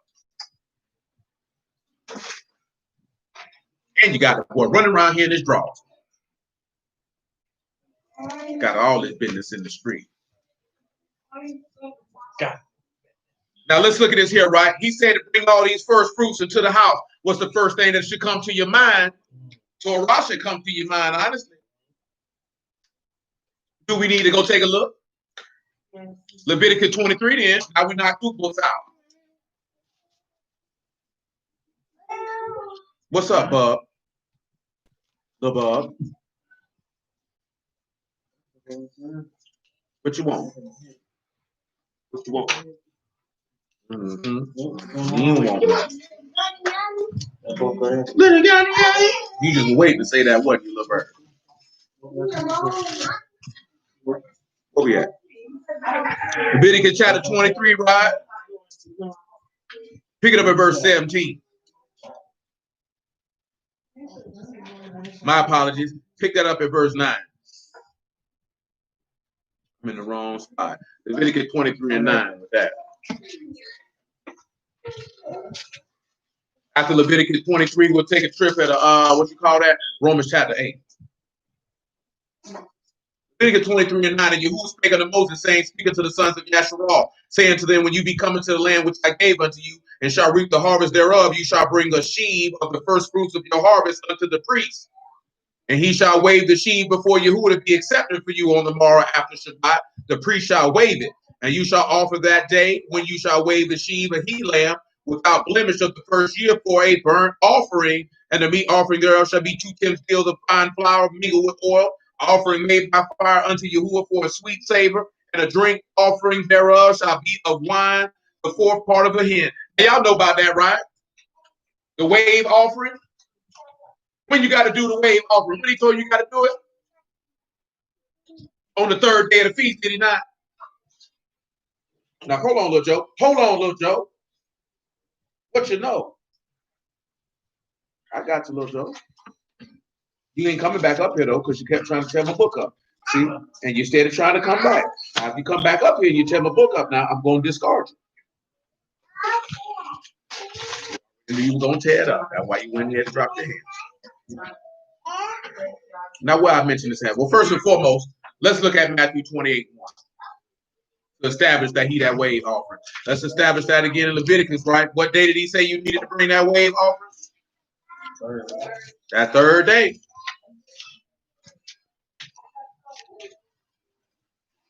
We just talking about that yesterday, ain't it? 3 times for Jacob. 3 times, 3 days. Do it 1 time for Jonah. That's how long Jonah was in that belly for. They don't like that. That's when people say you philosophizing. When they say exegesis, then get ready to G's your way to hell, son. You unbelieving bastard. You ain't nobody else told you. Somebody need to tell you. Exegesis. That's what they like to say. You exegesis in the test. You've been hanging around with too many white people. That white people terminology in the schools and whatnot. All the prophets of old and the law and the scribes in the old times would have said that man rightly dividing the word. That's what they would have said. That's all they would have said. I'm talking about that go for anybody, not me, though. For anybody. That man's a scribe. That's what they would have told Ezra in his time. He's a ready scribe. You Ryan, they would have told Ezra he exegesis. Ezra would have told you I'm a skilled scribe in this word. Now you exit this. Now you're mad. In the end of the Shabbat, as it began, this is Matthew 28:1, began to dawn till the first day of the week, came Mary Magdalene, the other Mary, to see the sepulchre. And behold, there was a great earthquake. For the angel of Yahuwah descended from Shamahin, came and rolled back the stone from the door and sat upon it. His countenance was like lightning, and his raiment was white as snow. And for fear of him, the keepers did shake and became as dead men. And the Malachim answered and said unto the woman, fear not you, for I know that you seek Yahushua, which was crucified. You notice another instance where they try to tell you that's how a woman is an apostle. Because they came to the grave first and they got the message to go tell the apostle. Maybe that don't make her no messenger. That don't make her no messenger. Because they were coming to mourn. Now we went over that. What's the time period that the book called for mourning somebody when they passed? About 30 days, 40 days, about the longest I think you've seen anybody do. Probably about 90 days. If my memory serves me correctly, maybe about 90 days. And I'm only referring that to the time period. I think that was only a month. I take that back. When Jephthah's daughters then was bewailing her virginity, it was only for a month. Going up that mountain. Because see, I'm gonna tell y'all something, man. Just to keep it dead honest with you, man. If you mourning the passing of somebody, I'm talking about really mourning over 30 days, you venturing in the prospect of idolatry. If you say you serve Yahuwah. If you really mourning for somebody for 30, 60, like really 60, 90, 120, 6 months, a year, 2 years, you quite possibly got an idol set up in your heart. Because ain't no way anybody who serve Yahuwah will be mourning for somebody that long.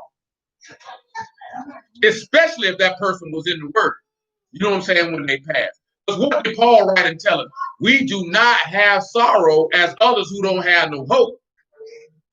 That ain't how it's supposed to be. Now, I'm not saying that you can't be sad, but you got to ask yourself, if you don't serve Yahuwah, I get it. You understand what I'm telling you? I'm not talking about people who don't serve Yahuwah. If you don't serve Yahuwah, you're not going to know what to do with that grief. Is people still mourning Kobe Bryant? Nigga, it's August. This nigga been dead for 7 months. And you don't even know this nigga. Kobe Bryant. Kobe Bryant. Kobe Bryant. Oh, when Jordan died, these boys might kill themselves. Well, it's gonna be a memorial in every city. You're gonna see everybody posting his shoes, posting jerseys. Now,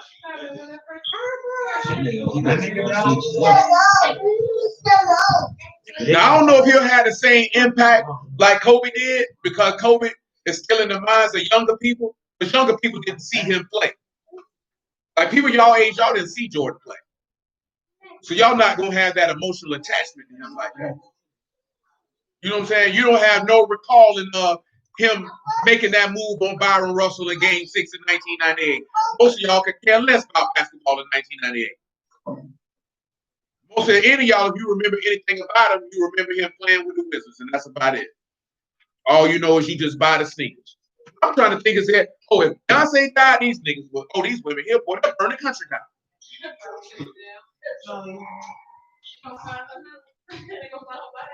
They gonna find her body. They wouldn't bury that. No, they gonna do it like Vladimir Lenin. They ain't gonna bury Beyonce.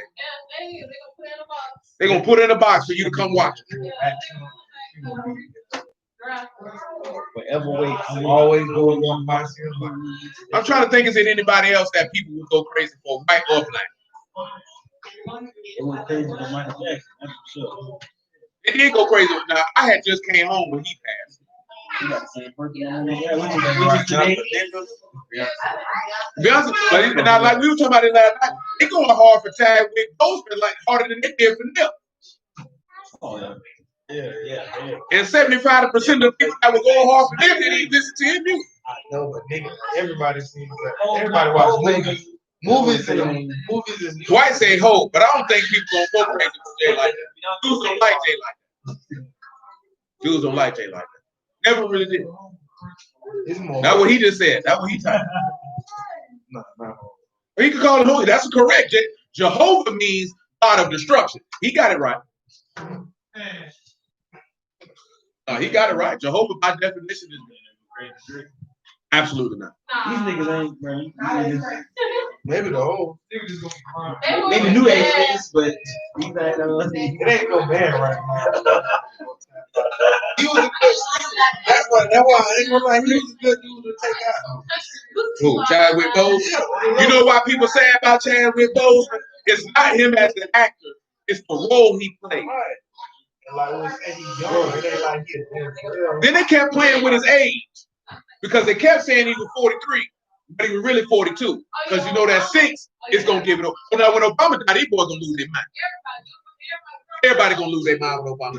The first, he gave me hope that I could be successful. And boy, if a man become a president and give you hope to be successful in life, you need to go find your daddy and just shoot him. Absolutely not. Dudes don't like LeBron like that.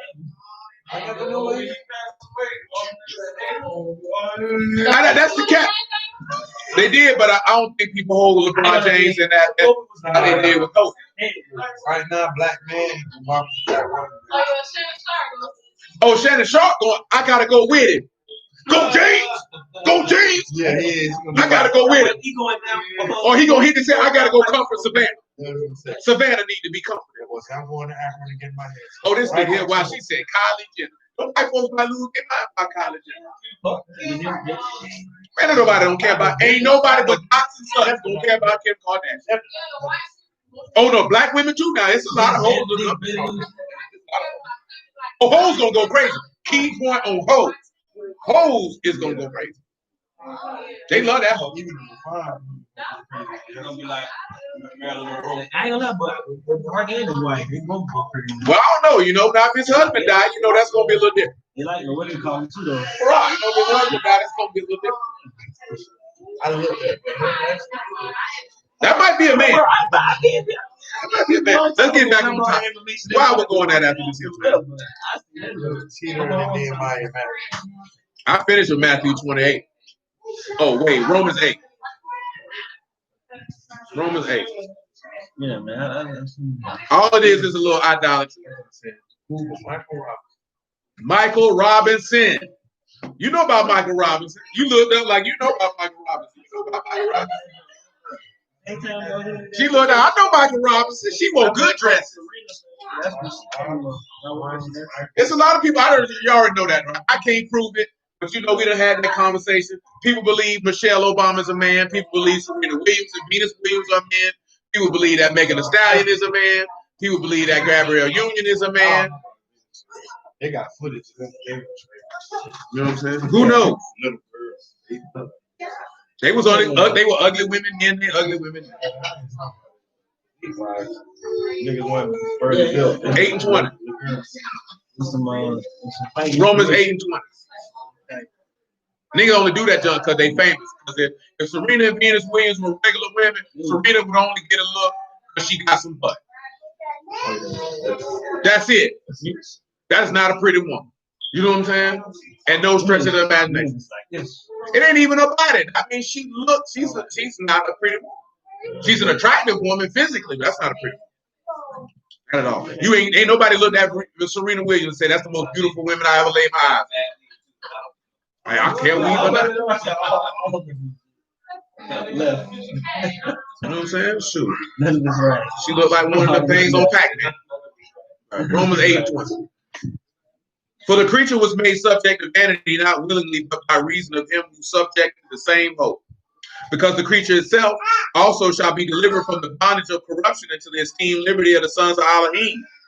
For we know that the whole creation groan and travail in pain together until now. Not only they, but ourselves also, which have the first fruits of the Ruach, even we ourselves groan within ourselves, waiting for the adoption, to wit, the redemption of our body. Now let's tie that into 1 Corinthians 15, because Mashiach is stated as being the first fruits. So we need to take a look at that.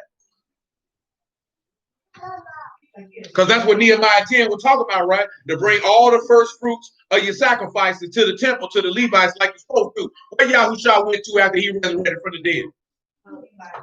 Into the temple to present himself as what? That first fruit?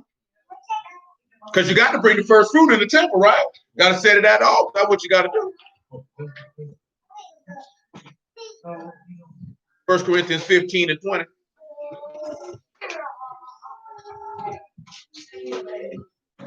It says, but now is Mashiach risen from the dead and become the first fruits of them that slept.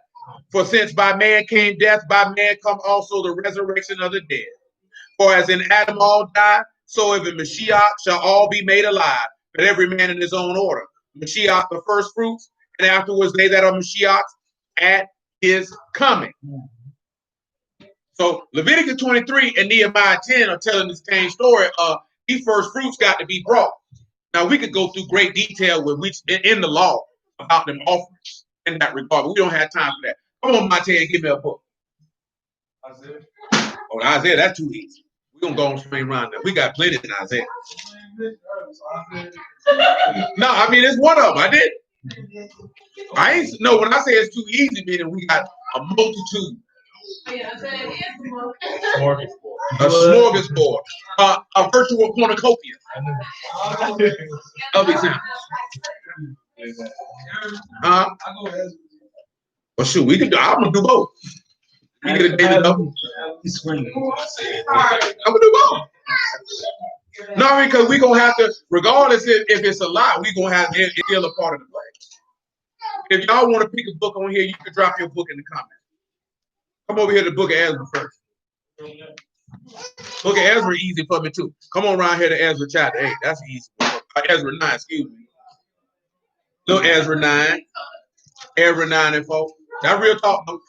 We've already done Genesis, Leviticus, Deuteronomy, Exodus, Judges, Lamentations, Jeremiah, Nehemiah. I think that's it. And Jonah. But y'all can drop your book in the comments. We're finna knock out Ezra and Isaiah right now. Ezra 9 and 4.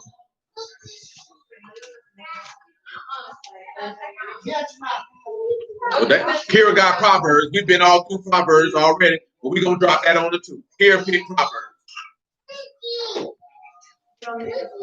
What you over there eating? Sunflower seed? Baseball playing looking for. That boy used to be on the T-ball team. Ain't never get to play. Just sitting in the dugout. Baseball playing, mom. Why you drawing T-ball? Baseball. Strikeout. Zephaniah, okay. Punch that wall one more time. I'm gonna punch you with this water bottle. Tracking football. Micah, little muffin say Micah, and there it is. Let's roll. Ezra 9 and 4. And were assembled unto me everyone that trembled at the words of the Elohim of Yasharal, because of the transgression of those that had been carried away. And I sat a stony until the evening sacrifice. What that sound like to you? What that sound like to you? That sounds like Mashiach looking crazy at the evening sacrifice, does it not? Let's roll with it then. And at the evening sacrifice, I rose up from my heaviness. What did he say? He was exceedingly sorrowful, even unto death. And what did he tell his apostle? Rise up, let us be gone. The Son of Man shall be betrayed in the hand of who? Let's roll in. And having rent my garment and my mantle, I fell upon my knees and spread out my hands unto you, my Elohim, and said, "O my Elohim, I'm ashamed and blushed to lift up my face to you. My Elohim, for our iniquities are increased over our head, our trespasses are grown into the heavens. Since the days of our fathers we have been in great trespass unto this day. And for our iniquities have we, our kings, our priests, been delivered into the hands of the kings of the land, to the sword, to the captivity, to a spoil, and to confusion of faith, as it is this day. Is this not what's going on right now? You're confused in the face? Look what he said: exile, to be plundered, and to be killed. Now, I told you what Judges 19 and 20, told 19:25 said. I'm going to pause for the call, and I'm going to read it to you can see for yourself. The niggas around here crying about Jacob Flake, I ain't crying for him. You know why I ain't crying for him? Because he told you right here in verse 29 of Job 19, be afraid of the sword, for wrath bring the punishments of the sword, that you may know that is a judgment. Now, they say that man was convicted of sexual assault. Now, whether he was convicted of sexual assault, I do not know. If he actually did it. But what our law say what's supposed to happen to somebody who commits sexual assault? He's supposed to be killed because he equal to who? A murder. You know what I'm talking about? So how am I going to be weeping for an unrepentant murder? When our law tell us not to shed no tears for no murder. You got to be stupid. But it's all these niggas, because I told you before, people be pro-black and they ain't pro-righteous. See, I ain't pro-black because I know the sword bring punishment. You got clipped down in the street, whether it's the police or a random nigga in the street, who's out here out of pocket 9 times out of 10? 9 times out of 10. I'm talking about grown men. He around here doing something he ain't got no business. And guess what? He got clipped. Guess what? George Floyd got clipped. Now, don't get me twisted now, because George Floyd was aligned with Gemini and a whole bunch of other stuff. But at the end of the day, when it get down to the root of the matter, allegedly this man was doing something he had no business. That was against the word of Yahuwah. I ain't even worried about the police. But even regardless of the situation of why the police come up to him, you don't know if a man iniquity done reached unto heaven and Yahuwah done pulled the car. You don't know if a man iniquity done reached up to heaven. Sometimes people iniquity done reached up to heaven and Yahuwah is done. I'm done with it. Get him out of here. I'm tired of looking at it. See, that's a hard pill to swallow. You know why that's a hard pill to swallow? Because see, we want Yahuwah to be a simp. And when I say we want Yahuwah to be a simp, because you want to make him into the man that you want him to be versus the man that he is. And the difference between Yahuwah and the simps on this earth is Yahuwah will not compromise his principles for no one. And as a man, you can't do the same. If a woman hits you, if you don't do this, I'm gonna leave. Well, shoot, oh, what's wrong with your lever? You know what I'm talking about? They don't sell that soap no more. Remember Lever 2000? Well, you better get on up out of here. I'm letting they don't.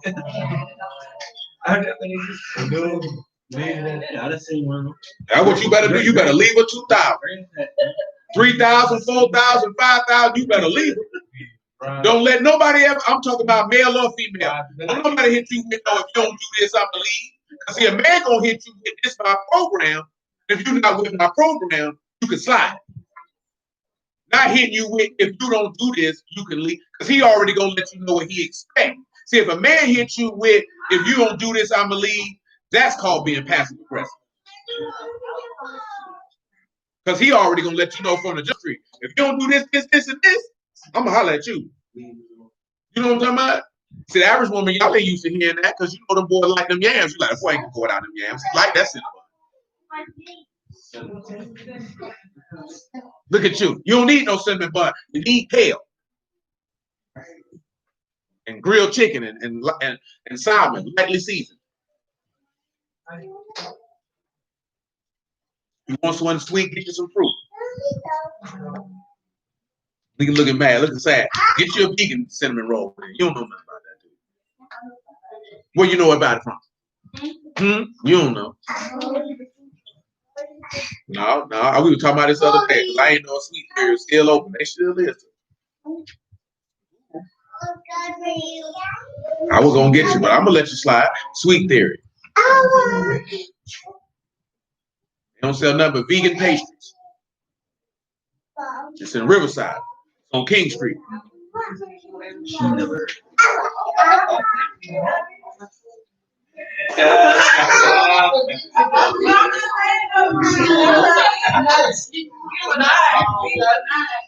Now I was thinking about it today because we had hit that craving thing, man. They had a doggone jackfruit chicken sandwich where you could have told the difference. I tell you that. And I just seen they finna open the spot in Orange Park Mall. Because boy, catching them niggas like catching a ghost. Them niggas just pop up anywhere. They only be around there for a couple hours. Caught them niggas in Murray Hill.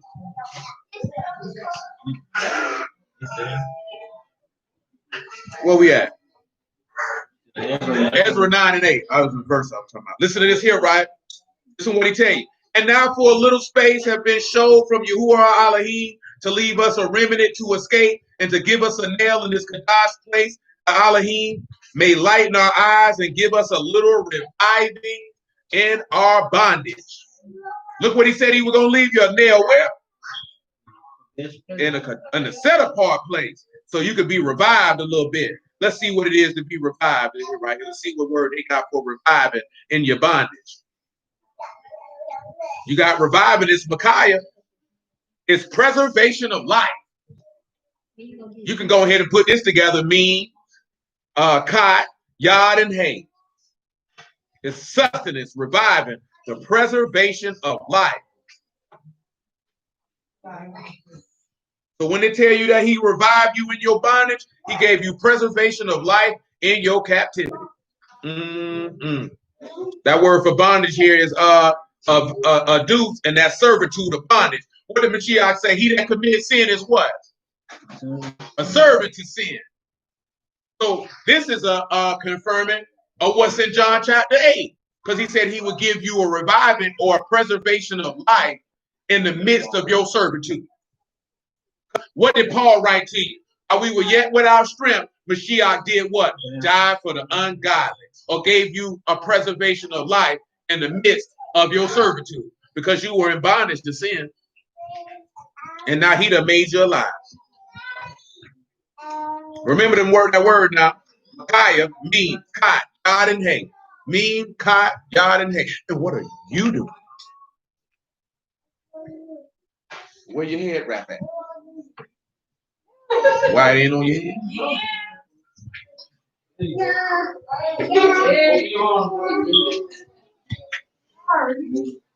Thank you.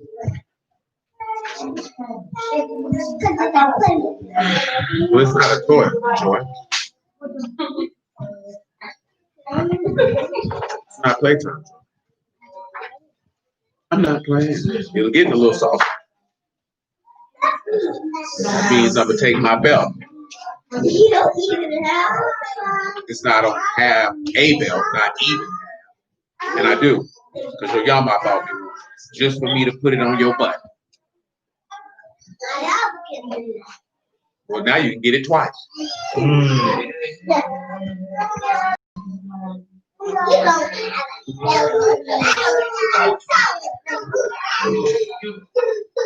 You're not a baby, Joy.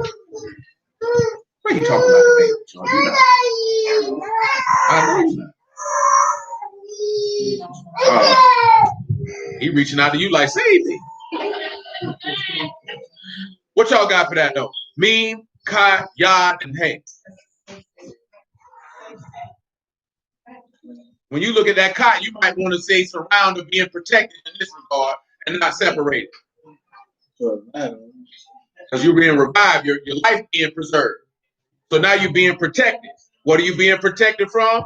Behold, protection from the work of chaos. What is that work of chaos? It's sin. Because he say that if the Son shall make you free, you shall be free indeed. And because he was the first fruits of the dead, and because by man, death came into the world, by man what? The resurrection of the dead come. So this is how Yahuwah, by way of Yahushua, give you a little reviving in your bondage, or he preserved your life by putting a nail in a set apart place. Do we even need to read how they nailed this man to the tree? Let's continue. He say, for we are bondmen, and there's your confirming that you are bondman, that you in bondage. Let's see bondman right here. You in sin. It's a bar. You a servant, a slave. See, that's confirming John 8 again. Because were you not a slave to sin? Mm-hmm. Everyone on this planet cannot say that they were not a slave to sin. Meaning you're a slave to missing the mark, to being a rebel, to transgressing. See, that's what I was talking about before. If you do one thing, the likelihood of you stringing sin together is 99.9%. I'm saying there's one and done because we know that we've seen that with David, but he still put two together. He still really 2, 3 together. He strung 3 together. He strung that adultery. The adultery came with deceit. Let us put it this way: he strung coveting his neighbor's wife, which led to adultery, which led to deceit, which led to murder. You know what I'm saying? So you're gonna string it together. You know what I'm saying? But they're all one and done. And some people did one and they were done. But most of the time, people string it together. Because that's why Nehemiah told you in Nehemiah 9 when Ezra was praying that if you commit sin, you will even live in it. Meaning you begin to live in rebellion. That's all that means. When you strip it away and just keep it at the simplest form, you begin to, and now you become a slave or a servant to rebellion. Yahushua came to free you from your rebellion. See, that's the difference. You know why most girls be out here prostituting? Rebelling. You ain't want to listen to your parents. You ran away from home. You think you smart. You want to do this here and do that there. That's why he said he came to seek those that are lost. Because a young girl out here selling bunky, she lost. She lost. Why is she lost? She ain't got no direction. She ain't got no guidance. She lost. What they done did to you, cuz? You just gonna shake your head at the boy. That's little Bug. Yeah, that's very, very, very well true. Cause see, like I told you the other day, it's a twofold thing. To a man, vagina is not valuable, but to a woman, it's the most valuable thing that she possesses, and you have to treat it as such. You just can't give it away to any and everybody. You know what I'm saying? And most women ain't taught that that's valuable. See, they taught that it's valuable in the means to control men, and not valuable that that's your body, and you can't be giving your body away. It's just any and everybody. That's the difference. Because a man shouldn't look at vagina as valuable because there's too many places you can get it from. And when you place too much value on it, you'll be controlled by it. And when you're controlled by it, you'll be destroyed. You know what I'm saying? A woman's supposed to know that you're literally letting a man inside of you. And these women out here, they give it away. And why do they give it away? Because your daddy didn't tell you that your body was valuable and you ought to guard it. The same way that Yahuwah telling you by way of his son that your body is valuable, meaning why would you give yourself over to be used by the devil? That's why he tell you to guard your heart. The issues of life proceed up out of it. Protect yourself and know how valuable you are. You are a son of the prophets. You the daughters of Sarah. So protect and guard yourself. Don't devalue yourself by partaking in bondage and being a slave to it. That's the difference. See, that's what a man is for. That's a man's job. Your mama can't teach you that. Not with no force and no power for you to believe it. She can't teach. She can tell you that, but she can't teach you that. There's a difference. Your mama can tell you something, but she can't teach it to you. That's what your daddy for. That's what your daddy for. That's why the community out of whack, because the daddy not there. See, they got that video Tavon put in there with Jesse Lee Peterson, and dude get mad. And he get mad because he keep referencing the same thing. Ain't no daddies in the house. And don't nobody want to deal with that reality because that's the problem. Ain't no daddy in the house. How that little boy gonna be a man and he around women every day? He gonna be feminine. And he's not gonna be feminine in regards of being a homosexual. He's gonna have feminine tendencies, meaning behaving in an unmasculine way. So when we talk about being feminine, it's not talking like just, it's doing things that are not congruent of what it is to be a man. You know what I'm saying? Because that's all she gonna give you. She can't give you. If a woman being masculine, that means the man she's dealing with is feminine. Because ain't no way in the world a woman could be masculine and her man masculine. Because she wouldn't have a man. Because he would get rid of her. So that means that man is feminine. And that's why she's in her masculine state. And then that leaves the little boy to be confused of when he goes out in the world and interacts. Because what her version of masculinity is what he thinks is masculinity when he's really behaving in a hyper feminine way.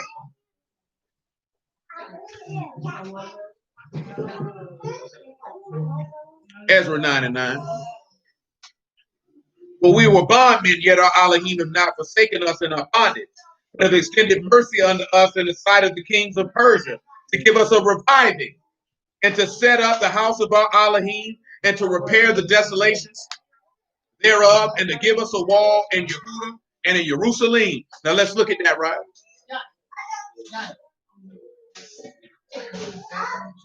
Let's look at reviving. Let's see what word they use. Let's see if they use the same thing. It's the same word, so we don't need to look at that, right? So, of course, you know, to repair the desolations. Let's look at desolations. It's korban. It means a place that's laid waste.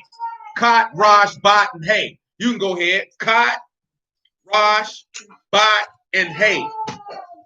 It means a place laid waste, laid ruin, decayed.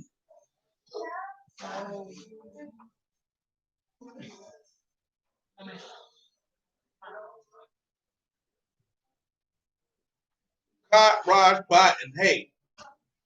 So again, this verse is telling you how this man, his resurrection, his sacrifice and resurrection was to give you life. That goes back to the point of what I referenced earlier. Everything Yahusha did, he did not gain anything. See, one thing that, and I'm telling you this on a natural level, when a man gets a woman, he's not gaining anything from the woman if he is a man. Because there's nothing that you could be able to add to him that he didn't already have. You're benefiting from what he has acquired, whether that be knowledge, wisdom, understanding, provision, protection.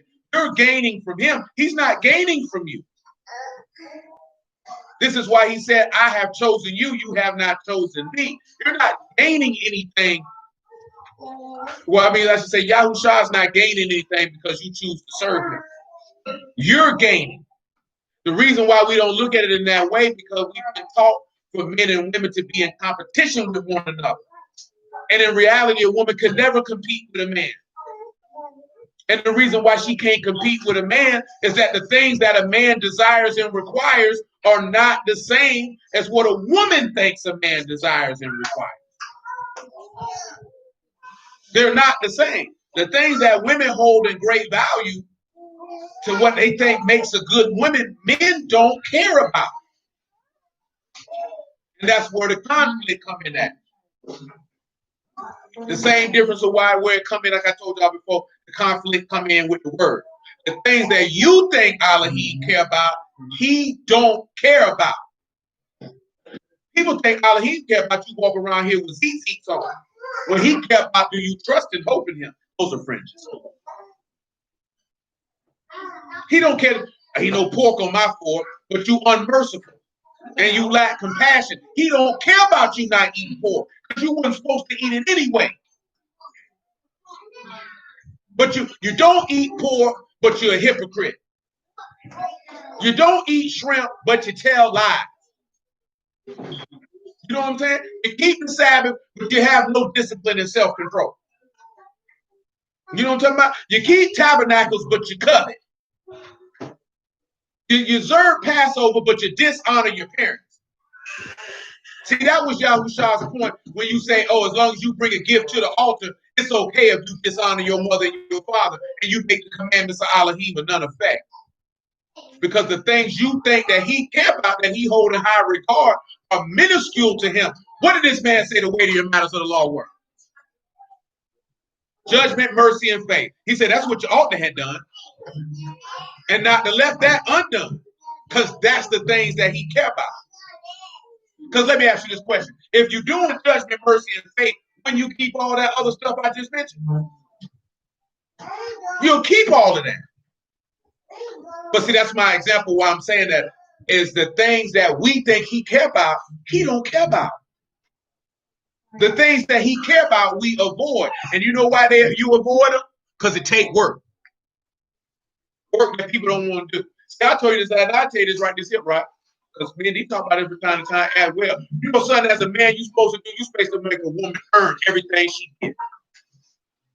You know what I'm saying? You're not entitled to nothing from me. You know the weirdest thing when you sit back and you think about this society, a man meet a woman, and this woman think that she deserves for this man to take time out of his day to take her somewhere and spend money on her, and I don't even know you. And your excuse would be, well, you got to get to know me. Well, maybe I can get to know you anywhere without spending $200-300 on you. How do I even know you deserve for me to spend my provision on you? Why would you even look at me and think that you were entitled to me doing that? You ain't earned that. I told my little daughter, I said, man, you know a big mistake dude be doing? You get married and you let your woman be a housewife and she hasn't earned that right to be able to have that facility. Because you know what happened? Because you done it. I just said you done it because I felt like it. You become ungrateful because you feel entitled. You don't begin to appreciate what this person's doing. And you talk trash. Because you ain't earned nothing. He didn't cause you to earn what he was giving you. You know what I'm talking about? That goes back to Saraf, right? You remember that word for Saraf? Remember what that word means? It means to try or to test or to prove. Before you who will give you the benefit of the rule, what he got to do? He got to try you out. He got to prove you if you deserve. You think just because you say you believe the word, he just going to give you that? You think he going to give it to you because you open up the Bible and read it? Because you stop eating pork and you decided I'm going to keep the Sabbath? Oh, let me give him this gift. You ain't earned it. You don't deserve that. Let me test you and prove you out that you're worthy of this, and then I will validate you. I'm not going to validate you and then you prove yourself later. That's simple ways of thinking. But that's how the society teach you, though. They teach you to do things backwards. Because in no other area in life is anybody rewarded before they prove themselves. What you looking crazy for? You got something on your mind? What you got on your mind? Go ahead and share. It's something on your mind. You just asked my mama. I see it.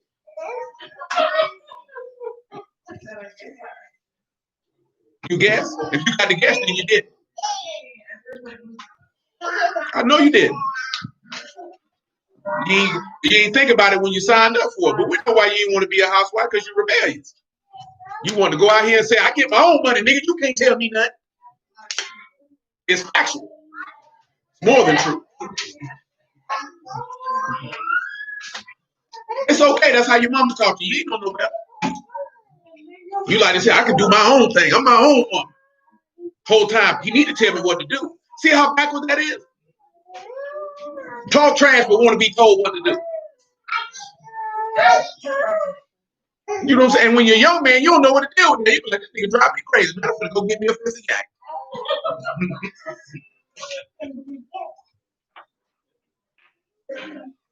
I mean, I wouldn't wear them. I mean, if you gonna wear them and you gotta understand it, that's your business. The average person who wear them, they just like understanding of why you don't need to wear them.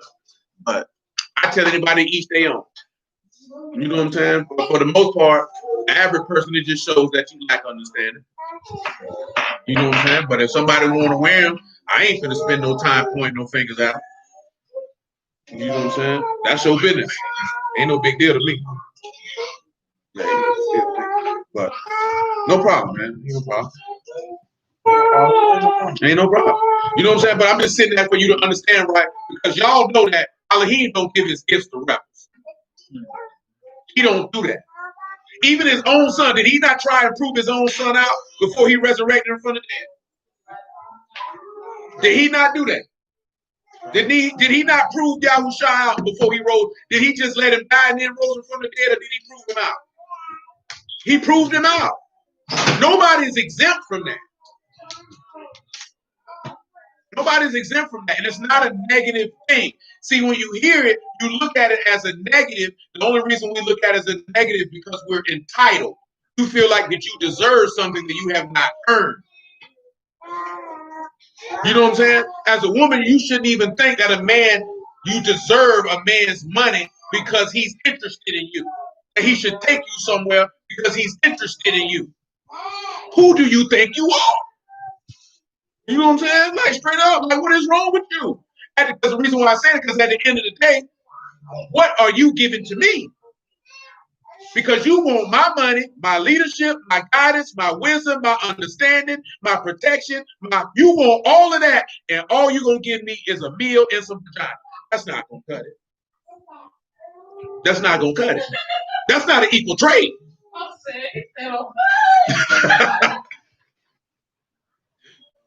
That's not an equal trade. Not for no man. That's not an equal trade. Does that even sound like an equal trade? Because this is what you demanded from me. Now, if I demand something from you, now I'm the a-hole. I'm this, that, there, and the third. But you got all these demands of me. And I'm saying that because that's how we come to Elohim. We got all these demands of him. But what are you bringing to him? You bringing to him rebellion, unbelieving heart, sin, blasphemy, and all this stuff. But you want his salvation. You want his mercy. You want his grace. You want his kingdom. But that's not an even trade. That is not an even trade.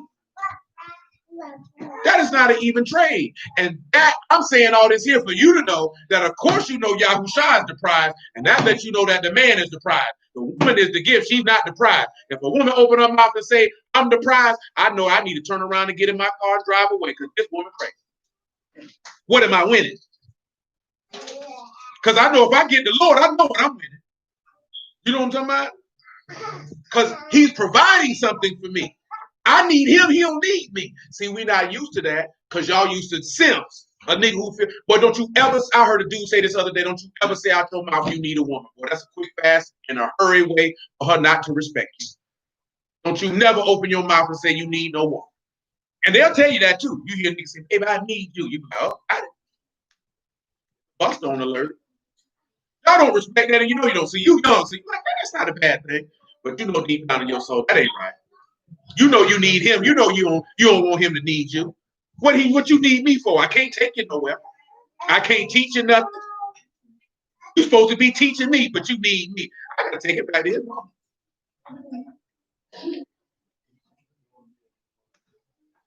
For real though. Y'all know it. Y'all just don't want to say it out loud because it sounds so harsh, but that's how we really feel. Your man can't look you in your face and say, babe, I need you. Need me for what? I just need you. Oh my God, I'd have married the wrong man. I need it. Now you sit there thinking about, I'm gonna go to my mama's house and take them fools out the bag. I'm gonna be chain smoking. Come over here to the book of where we was at. Book of Zephaniah.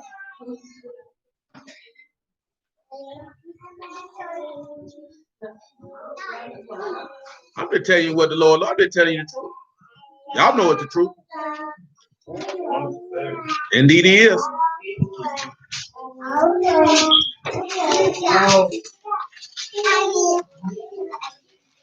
Because again, I'm just talking about the parallel between a man and a woman and Yahusha and Yasharal. It sounds tough because nobody ain't gonna tell you that. Book of Zephaniah, we good at it. I know I mentioned that word called Papa, don't worry about it. I need to fly through a couple more of these books. See, we ain't even got to go in the New Testament. I told you before, you're supposed to be able to preach the gospel and never open up the book of Matthew, Luke, or John. Make sure we got some good resurrection stories Zephaniah, because it's only 3 chapters deep.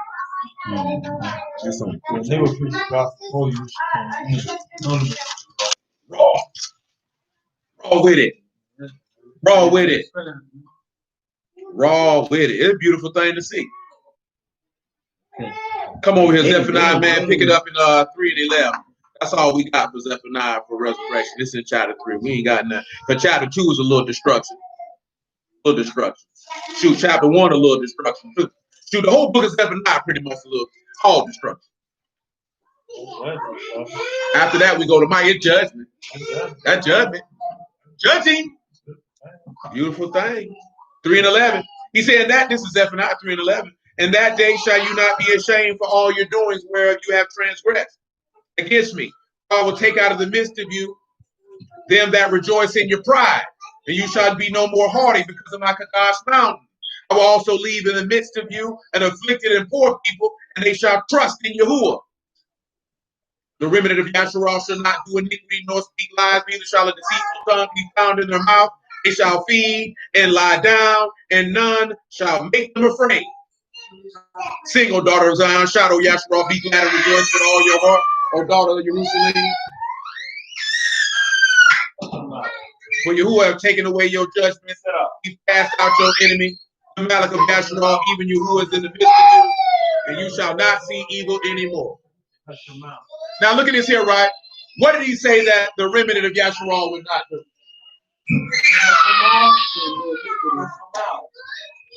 Now, if they're not doing iniquity, that ties back to what? In Ezra, right? What did he say? That you would get a preservation of life while you were in your what? Bondage. And that if the Son shall make you free, you shall be what? Free indeed. So there's a preservation of life. He also said that they would trust in Yahuwah, or poor people. That word poor translates to humble. You understand? You cannot do without iniquity until the Lord resurrected from the dead. Let's come over here to the book of Micah and see what we got.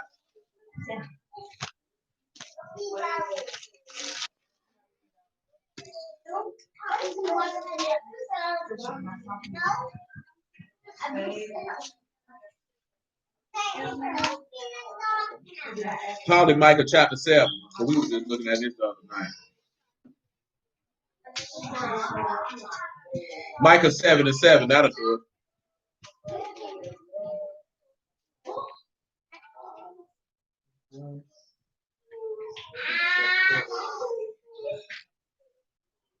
Micah 7:7.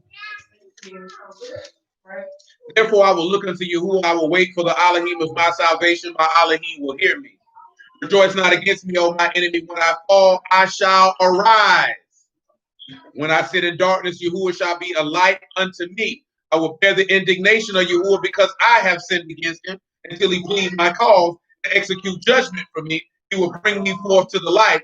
I shall behold his righteousness. Now pause, right? Come to Psalms. We'll knock Psalms out right now. You already know Psalm 16. But it's a reason for that. I'm going to pick Psalm 16. Huh? Yeah, we got to hit Proverbs after that. What Kira asked for. Then the book of Isaiah. I'll grab the book of Isaiah real quick, like Psalm 16:7.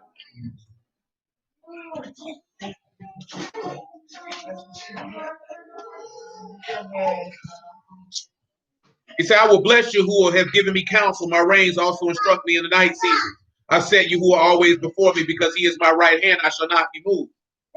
Therefore my heart is glad and my esteem rejoice. My flesh also rests in hope. For you will not leave my soul in hell, neither will you suffer your Kadash one to see corruption. You will show me the path of life. In your presence is the fullness of joy. At your right hand there are pleasures forevermore. Remember what the Garden of Eden means? The pleasure place. But notice what he said right here. You show me the path of life. What did he just sit right here and say, right? I will behold his righteousness. You understand? Now you sit back and you look at it, right? When you get raised from the dead, what did Paul say? You'll meet Mashiach in the well. And you'll be forever be with him. And now if you sit back and you can behold his righteousness, that means you'll be able to do what Revelation 22 say, right? That you'll be able to look Elohim where?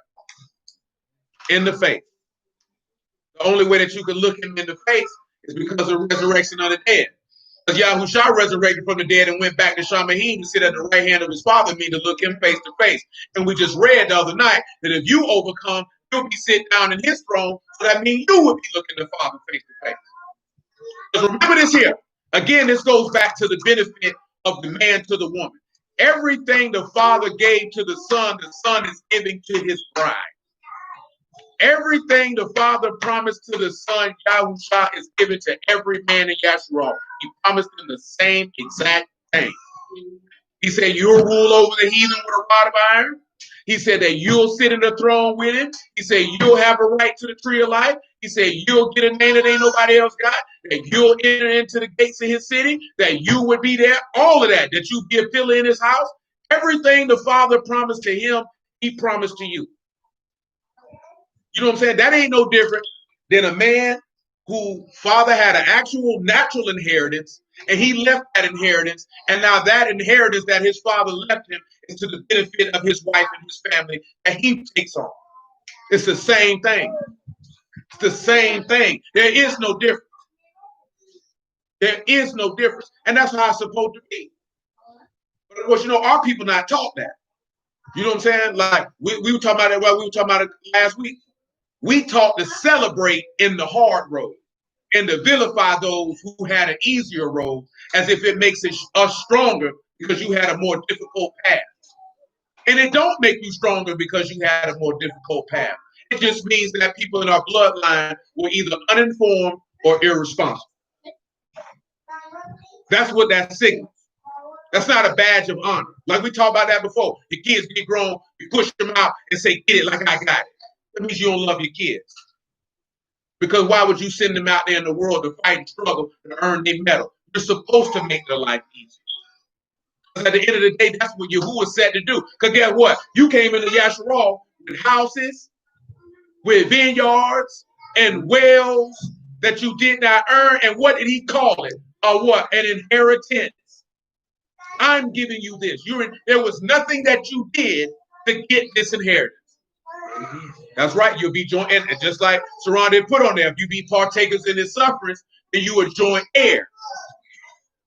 That means that you would have an heir. You are heir. An heir is somebody who I've set this aside to give to you. That's what you're supposed to do. Ain't nothing wrong with that. The only reason, you know why we really have a problem with it at a base level is envy. Because you wish your daddy would have did it for you. That's all that junk really be. Because all other nationalities of people don't talk like that. Only ours. I'm talking about on a mass scale. Because of course there's going to be people in other races that say that. But because most of them are accustomed to that. Asian people are accustomed to their people leaving them Sunday.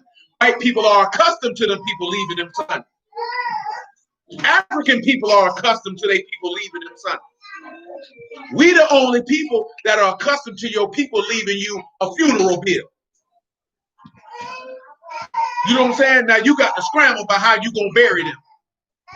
And all you got to get, the only thing you got to benefit from their passing is a repass. They ain't left you nothing.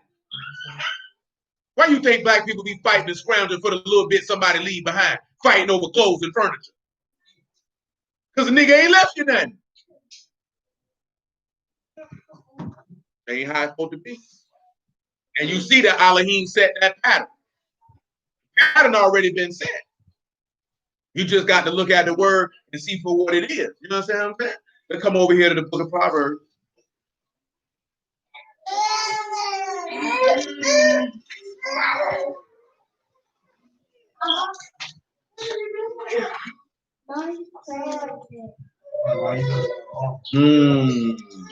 What you over there? Don't worry. Don't worry. I think I want Proverbs 16. It's a page in here. I didn't even have the verse that I want. Yeah, I'm thinking it's a particular verse in my head, but it's not Proverbs. I know it in the chapter, but I think the page.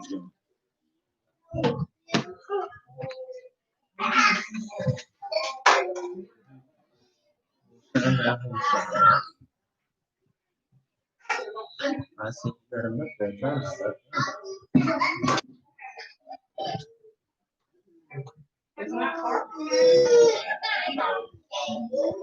Okay, Proverbs 20. That's all right.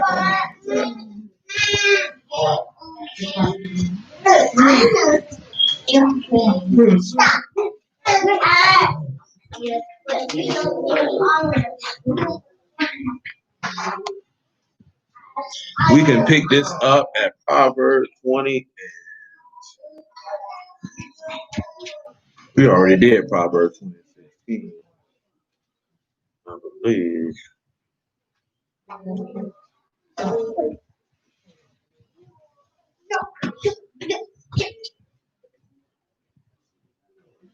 I know we did Proverbs 21.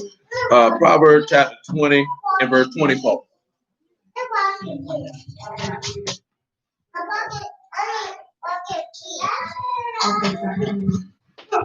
Man's goings are of Yahuwah. How can a man then understand his own way? That's a strong word right there, ain't it? So your goings are Yahuwah. How you gonna understand your own way? That word for goings is mitzad, and that means steps. Your steps are Yahuwah. You can't even understand what you're doing.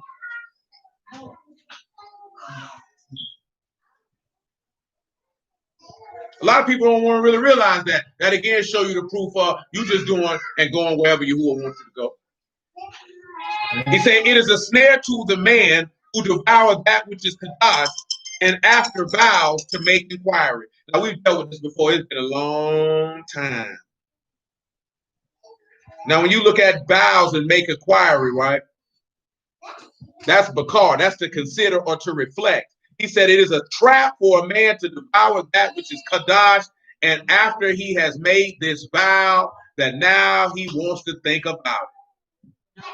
Now, you know what a vow is? That's a votive offering. What you think that could mean, everybody, on the quick tip? Now you considering, you seeking, you looking for. What y'all think that could mean? It's a snare to a man who devours that which is kadosh, and after the vows, begin to consider and seek. Oh, you over there teasing like you know. Well, clearly. I didn't think I was. Sweets Been going down. Not on that one though. But I see you though. He's saying what he told him in Ezekiel or in Revelation. You eat the roll, sweet to the taste, bitter to the belly. So you said it's somebody to take something really holy and to devour it. It says it's a snare to the man who devours that which is holy, and after he's made his vow, now he wants to seek and consider. Because inquiry means to seek after or to consider. Meaning you don't want it anymore? No. It possibly could. It says to seek, inquire, to seek for, to consider, or to reflect. Does it mean like I'm sorry, It is a snare to the man who devours that which is holy, and after vows to make inquiry. like to start on the right step and then to after consider something else? Possibly so. First and foremost, what is that you're devouring, which is kadosh, which is holy? What is that you're devouring? The bread, or his flesh, or the Passover. What does Paul tell you about if you take the Passover unworthy, you are guilty of what? Yeah. So damn, you bringing damnation against yourself. You know how many people done took that Passover? Because now you're making a votive offering. You take that Passover and you're vowing to do what we read in Exodus 24. Everything you said we will do and we believe it. Now, after you partook in this thing that is Kadosh, or the body of Mashiach, now you want to reflect and seek and see if it's true or not. You should have sought that before you did it. See, that go back to what we read in Luke. You didn't consider? You didn't sit down and count the cost? Now, after you partook in this man's death, and now you done made a vote, because what did Yahuwah tell you about making a vow? You better keep it. He said if you don't keep it, he gonna do what? He gonna require of you of your vow. That's why Yahushua came and told you what? Let your what? Your yea be yea and your nay be nay. Because anything further than that come evil. So what he's telling you is when you take that cup and eat that bread, you are making a vow. I'm going to serve Yahuwah. And it's not the fact of you took it and say you went and slipped up. He's saying you took it. I don't know if this book true. Let me consider and reflect and see if this is true. Well, what you took it for if you didn't think it was true? Why did you partake in that? That don't make sense. And you know how many people who done been in this way? Only because we were talking about this the other day, right? Because dudes say why all these Hebrew marriages failing. See, I already know why they failing. Because men and women are coming in the word, and they coming in the word looking for nothing other than a spouse. That's all they looking for. And you know why they looking? Number one, ain't no different than the church. You're going to church, and you're like, all the good women go to church. All the freaks there. All the freaks at the church house. You know what I'm talking about? Now you done came to you Yasharal, and now all the freaks on the internet. You know what I'm saying? And you trying to catch them because you think it's a difference. When she looking for a husband, you either being taught you can't have sex, so you just want to get married so you can have sex, and then you married to somebody you ain't got no business being with, and then you wonder why it falls apart. And you know another thing why it falls apart? Because niggas lame, because you're going for hashtags, black love, and all this, that, and the third. You don't know that woman. You just met that woman. You know what I'm saying? I'll be honest with you. It take about 5 years to really get to know a woman. About 5 years. You know what I'm saying? It's a chick I know that say, a man knows what he wants immediately. It doesn't take him that long if he knows, because you can love somebody, you can know them just through Facebook, and guess where she at right now? Divorced. Divorced with a man she didn't even know for a year. And guess what? It ain't her fault, it's his fault. Because he realized he married a crazy woman. A woman that he was not compatible with. You know what I'm saying? A woman who he was moved by how she looked and didn't know her character, and married her and moved her into his home, and he didn't even know her. Got her pregnant, made her a housewife. Whole time, she won't shut up. And she rebellious, and she's stubborn, and she a low-key feminist. If you hear a woman say the Bible is oppressive to women, what that is? That woman hate God and me. But the thing was, you didn't, because I had this conversation with her at the time, like, baby, that's not reality. How he know you? He got to have at least a good 2-3 year run around you. And see, he didn't make this mistake. But this is a mistake that no man should ever make. You never move to where a woman's at. I wouldn't care what. Nah, baby, I'm straight. She talking about you could come move in with me, and she live in another state. Use a fool. Use a fool. She got to come with. If you coming where she at, that means you following her. How's she gonna respect you? She supposed to come where you at. Every one of you women know, if you were living in another state and the man you with right now, he told you he would come, you let him come where you at, get my man. But deep down in the pit of your belly, you be like, this nigga's a buster. Because you know you got the upper hand, because if he coming where you at, I mean, he living with who? You. He moving in your house. And guess what? Y'all get a little saucy. First time that nigga do something. Well, you can get out my house then. Close my door. You driving my car too fast. You can't do that. That ain't right. That ain't right. Look at you laughing because you one of them niggas.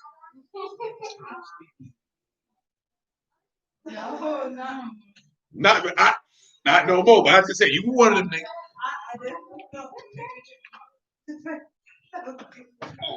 You know what I'm saying? That's how you feel. This is my car. It's my house. Now guess what? Now she put you out. You in Minnesota in the cold looking crazy. You know what I'm saying? But nah, subliminally in the subconscious, you telling her that you following her. And she can never respect you because you uprooted yourself to be with her. She know that if a woman really want to fool with you, she come to where you at. She come to where you at. Okay. And if she don't come to where you at, that don't mean nothing. That just meaning that wasn't a move she was willing to make.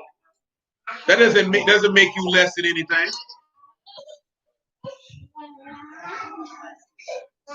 Dang, Kira said that happened to her dad when she moved in with her dad. Oh, you and your daughter can get out of my house. Not me.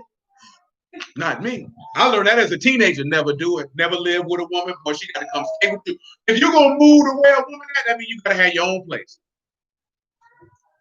Got to have your own place. And if she get mad, you got your own place. Because the brother said this here, and this is the truth. A woman will go buy a 3-bedroom house, and she the only one staying there. You know what I'm saying? Men ain't going to do that. That's how a lot of men end up moving in a woman's house. You know what I'm saying? Because y'all just want to have a house. Ain't nobody in this house but you. What you need all these rooms for? You daydream about a family and a husband and all that, and you ready for it. You know what I'm saying? The man gonna be in the bachelor pad chilling. I ain't paying all this money for all this space. I don't need this space. And he get with her, and then she be like, you could just come move with my house. And he like, you know what? Yeah, you got the house. Now keep your apartment. Keep your spot.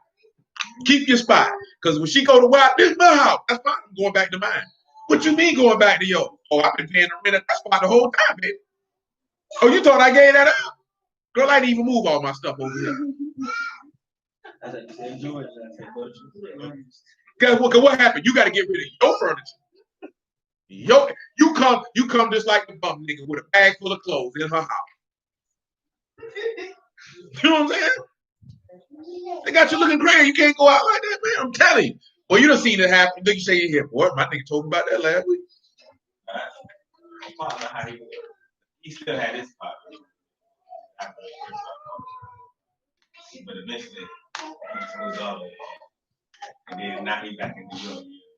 Back in New York years later. You can't do that, my G. You can't do that. You can't do that, bro.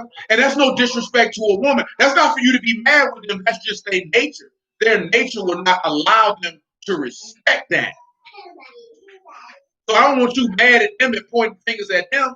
You got to point the finger at yourself. How you gonna be able to rule and have domain in a territory that's not yours? That's her territory. You can't rule in that. Because in the back of her mind, she gonna be like, my name on this deed. Maybe we gonna buy a house together or I'm gonna live over here. But I can't move in your house. I can't do it. I won't set myself up for failure like that. Ain't nothing good gonna come from that, just misery. That's all that's gonna come from that. And then what? At the end of the day, what Yahuwah said about his land? This is my land. You bet not never sell. Can't none of us go to Yahuwah and tell him get out his house. The whole earth is his and the fullness thereof. All I'm to tell you is what God do. That's what you're supposed to do. I know it sounds rough. They'll say that's misogynistic. Take it how you want to take it. You a bald-headed hoe ain't gonna have no man, I tell you that. And no God. I tell you that. And that ain't just reserved for no woman. You know what I'm talking about? If you feel that way, you ain't gonna have no man. I promise you, the Lord not gonna come tabernacle with you. Because you think you're gonna come in his house in the most kadash of kadash and dictate to him. Absolutely not. Absolutely not. How many of y'all feel like you can step? That's why the book, and I ain't said this in a long time. Don't the book tell you to look at your husband as unto the Lord? So I done told y'all before, if you can disrespect your man, then I know that you would disrespect the Lord. And I don't care what you say. You know what I'm saying? I don't care what you say. I've always felt that way. If this book tell you to love respect your husband as unto the Lord, if you can disrespect your husband, you will disrespect the Lord. Because your husband is made in his image and his likeness. And you're not going to tell me that you're going to say the same thing to the Lord that you're going to say to your husband and think that there ain't going to be no consequences and repercussions for it. Because there's a lot of, I'm talking about, I don't care if it was daughter to father, woman to man. You really think you're going to stand before Yahushua and disrespect him? And you're going to get away with it? I'm talking about face to face. And think you're going to get away with it. And think he's going to be like, oh, it's okay. Well, you done lost your mind. Because at the same token, what the book tell you to do? When you do everything, do it as unto the who. So if you ain't doing the stuff you're doing with joy as if you do it unto the Lord, then how could you convince the Lord himself? How could you convince Elohim that you would do it for joy unto him? You can't even do it under joy to somebody who looked like him. What did John tell you about? He said, right? He said, how can you love him? How can you hate your brother whom you have seen? How can you sit back and say you love Elohim whom you have not seen, but don't love your brother whom you've seen? Those things don't add up. They don't add up. All we're talking about is proper godly order and standard and principles. They harsh because the world don't teach these principles no more.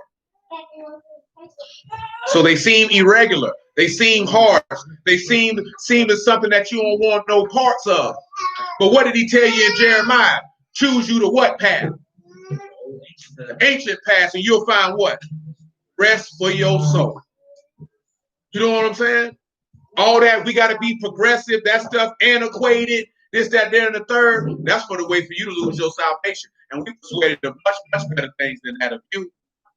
Is your pride and your selfishness really worth going to hell for? It's not. It's really not. Because at the end of the day, that's what it boils down to. That's pride and selfishness. You lift it up in your heart that you feel like that you deserve things that you do not. And you want things and you don't care about nothing other than what you want. And that is not a godly mindset, because that man told you that the love of the world and the lust of the flesh and the lust of the eyes and the pride of the life is of the world and not of the Father. And anybody who does such things, the love of the Father is not in them. And that's just what it is. See, we talk about it, you can get the mind of Mashiach so you can get this man's spirit so you can live forever. All that other stuff stupid. If these women out here want to be disrespectful, rotten women, then let them be disrespectful and rotten women on their own. If these men out here want to be rebellious and proud and unbelieving, let them men be rebellious and proud and unbelieving on their own. If these men want to be feminine and refuse to be masculine and stand upon godly principles and rule like a godly man is supposed to, then let them be that weak man and let them perish. Because one thing for certain and two things for sure. If you're going to enter into the kingdom of Elohim, you may lose some things, and you got to be willing to lose to gain Elohim. What did Paul tell you? He said, I count all things but dung that I might win Mashiach. That's what he said. If he said, if I got to lose everything, I count it as dung. And that's the mind you got to have. And if you ain't willing to lose, how you expect to gain? That's why a lot of people don't get nowhere in life, because you're scared to take risks, because you're scared to take a loss. Not knowing that the risk you taking, the gain is going to be so much greater than what you think you're going to lose. Nevertheless, praise the Lamb indeed. Nevertheless, verse 26 of Proverbs 20. A wise king scatter the wicked and bring the wheel over them. Well, that's self-explanatory, isn't it? You know that wheel, that's Ophan, right? That's a good old chariot wheel. You know, if he's telling, what is he telling you, right? He scattered the wicked, right? That means Yahushua got them sinners running and them chariots is coming with it. But this is what we came here for. He said the ruach of a man is the candle of Yahuwah, searching all the inward parts of the belly. Let's look at inward parts. It's Kadar. It's the innermost. It's your chamber. It's Kat, Dalit, and Raj. You come on with it. Kat, Dalit, and Raj. I think we just did Proverbs 20 and 28.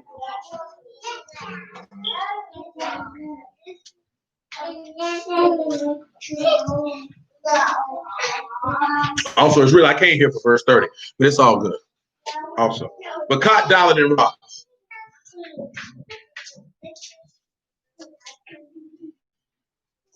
So you see, right? You're going to be separated. Kat, Dalit, and Raj. That's what we got. So Kat, Dalit, Kat, Dalit, and Raj. You look at your inward parts. If it's the inner part, we can look at the protection. The protection that comes from the sacrifice of the highest. Because this here is searching your inward parts. If it's searching the inward parts of the belly, then it's certain what? Your heart. Because it says the ruach of a man is the candle, which is nerve, which is a lamp. Noon, Yod, and Raj. So you're knowing that if the ruach of a man is the light of Yahuwah, what did he tell you that's a lamp? He said the law of Yahuwah is a lamp. You know what I'm saying? So that word is searching the inward parts of the belly. See, that go back to the proving and the testing and the trying out. So now when you try it out, now let's look at verse 28. Mercy and truth preserve the king, and his throne is upholding in mercy. We just talked about that because grace and truth came by Mashiach, and grace and truth was confirmed upon his resurrection. Now what he say? The glory of young men is their strength. The beauty of old man is the gray head. Well, we know how does it describe Mashiach in Revelation 1? Not young. It describes him as having the hoary head, does it not? You phony. Shalom, man. Hold it down. He says the blueness of a wound cleanse away evil. So do stripes the inward parts of the belly. The blueness of a wound cleanse away evil. Let's look at blueness, right? It's kabura, right? It is a stripe, it is a bruise, it is a wound, it is a blow. So what does it say? The blow or the wound of a wound cleanse away evil. That's what it says. The stripe of a wound. We just talked about that, right? He said he'll chastise you with who? The stripes of who? Men. But he say that wound, it cleanse away evil. Let's look at cleanse, right? Tamaru. That's soap for bathing, detergent, purification, a remedy for an injury. What did Yahushua tell his apostles in the 15th chapter, John? You clean from the word that I what? He said that you should be washing by the water of the word, that you could be without spot, wrinkle, and blemish, and any such thing. It told you that by his stripes you're what? Healed. All this is regard, but you weren't healed until he what? Until he rose. Because until he rose, what healing do you have? What did he tell his apostles in the 16th chapter of John that it was necessary that he do? He said, it is expedient that I what? Depart from you. Or the Ruach can't come. So he's telling them, I gotta die, I gotta resurrect, and I have to depart. Because when I do these things, then I can send unto you everlasting life. See, that go back to what we were talking about in Ecclesiastes 7, which I didn't even get back to, which is what he told you. The sinner shall be taken by her, but he that please Elohim will be saved. You know what I'm saying? Because he was caught in the snares and nets of the heart of this woman who is Yasharal. He was taken by her, but saved by Elohim in the same token. Because he said, he that please Elohim will escape. And what did Elohim say about him? This is my beloved son in whom I'm what? Well, now if you put on Mashiach and make no provisions for the lust thereof, you will be considered a son, would you not? And he said, he that overcometh, he shall be my son. I will be his Elohim, and he will inherit all things. But you have to be willing to do what we read in Judges, right? You have to be willing to die, would you not? You'd have to go ahead and cut down that board, that tree, and take it with you. You'd have to be willing to do that, knowing that he's not going to suffer you to see corruption. But the only reason why you know that is because all this we talking about, right, of how the scriptures say that he will resurrect from the dead, and he told Thomas, you believe because you've seen me. But blessed are those that believe this witness who have not seen me, because your belief is greater than Thomas's. Because Thomas seen him with his own two eyes. You believe in it on the strength of a word. See, that's the difference. Thomas got that word, but he saw it. Thomas was ordained to be a witness to his resurrection. You ordained to believe it off the word of his resurrection. See, that hits a little different. That hits a little different. Because why was Thomas ordained to be a witness of his resurrection? Very easy and simple. Why was he ordained to be a witness of his resurrection?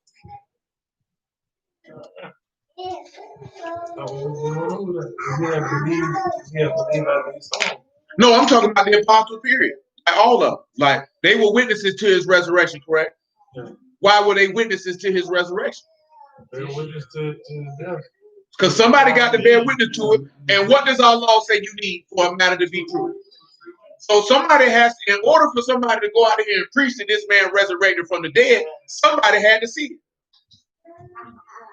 Because remember what we read in Isaiah 43, you are my witnesses. Somebody had to see it. Once they seen it, then they can go tell it. What did Paul say? Then we'll be false witnesses of Elohim, saying his son rose from the dead and his son didn't rise. Because we telling people that Elohim said he rose from the dead. See, that's the beauty of your. And of course, stripes, which is macabre, which is a wound, a slaughter, that so do wounds the inward parts of the belly. And we just read that, right? I slayed them with the words of my mouth. Because he said the word is sharper than a two-edged sword, dividing asunder to the joints and marrow, and is a discerner of the thoughts and intents of the heart. So if you want your inward parts cleansed, you're going to have to slaughter them, or you're going to have to mortify your members. But hallelujah for Yahushua. We got to start right there. A little long. I appreciate y'all. Bless y'all out the house. Yahuwah's name is Yahushua. We'll pick it back up on Wednesday. We creeping up on trumpets. It left in about 3 weeks away at this point. Don't bring your rams. We don't want to offend nobody today. I'll wait till it comes. You know what I'm saying? Shalom, but I appreciate y'all, man. But at the end of the day, good way and consider, man. And just mold yourself into the man image so you can get what you earn. Because you ain't earning nothing based off your labor, you earning something based off your faith. But in order, your faith will send you to be proved in order to get what you deserve. Because I'm telling you, if you give somebody something that they didn't work for, they don't appreciate it. You know what I'm saying? You know that as a kid, when people gave you money, you ain't appreciate that money they gave you.